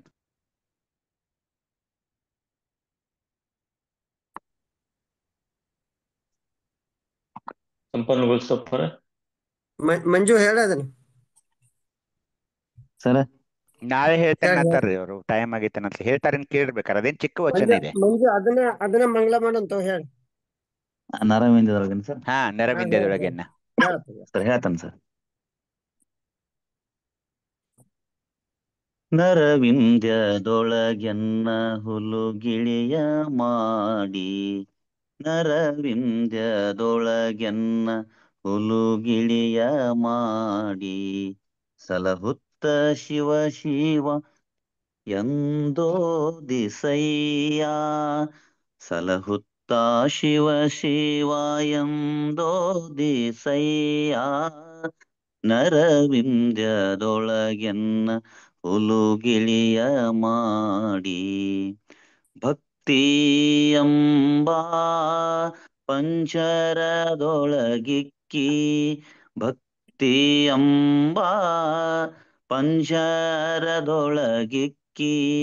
ಸಲಹು ಕೂಡಲ ಸಂಗಮ ದೇವಾ, ಸಲಹು ಕೂಡಲ ಸಂಗಮ ದೇವಾ, ನರವಿಂದ್ಯದೊಳಗೆನ್ನ ಹುಲುಗಿಳಿಯ ಮಾಡಿ, ನರವಿಂದ್ಯದೊಳಗೆನ್ನ ಹುಲುಗಿಳಿಯ ಮಾಡಿ, ಹುಲುಗಿಳಿಯ ಮಾಡಿ, ಹುಲುಗಿಳಿಯ ಮಾಡಿ, ಹುಲುಗಿಳಿಯ ಮಾಡಿ, ಶಿವ ಶಿವ ಎಂದೋ ದಿಸಯ್ಯ, ಶಿವ ಶಿವ ಎಂದೋ ದಿಸಯ್ಯ, ನರವಿಂದ್ಯದೊಳಗೆನ್ನ ಹುಲುಗಿಳಿಯ ಮಾಡಿ, ಹುಲುಗಿಳಿಯ ಮಾಡಿ, ಹುಲುಗಿಳಿಯ ಮಾಡಿ.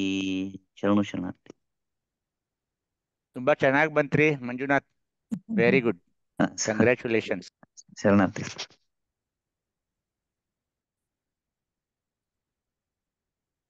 ರೇಣುಕನ್ನ ಮಂಗಲ್ ಮಾಡ್ಬಿಡಿ.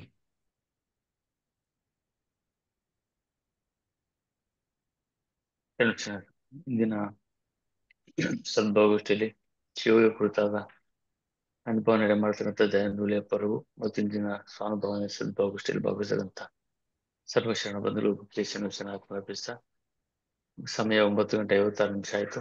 ಸದ್ಭಾವಗೋಷ್ಠಿ ನಿರ್ಮಾಣಗೋಸ್ಕರ ತಂದೆ ನೀನು, ತಾಯಿ ನೀನು, ಬಂಧು ನೀನು, ಬಳಗ ನೀನು, ನನಗೆ ನೀನಲ್ಲದೆ ಮತ್ತಾರಲ್ಲವೇ ಕೂಡಲ ಸಂಗಮ ದೇವ, ಪಾಲಲ್ಲದ್ದು ನೀರಲ್ಲದ್ದು ನಿಮ್ಮೆಯ ಧರ್ಮ. ಜೈ ಗುರು ಬಸವೇಶ. ಸರ್ವರಿಗೂ ಭಕ್ತಿಯ ಶರಣಾರ್ಥಿಗಳು.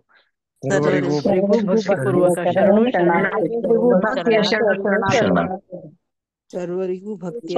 ಶರಣಾರ್ಥಿ.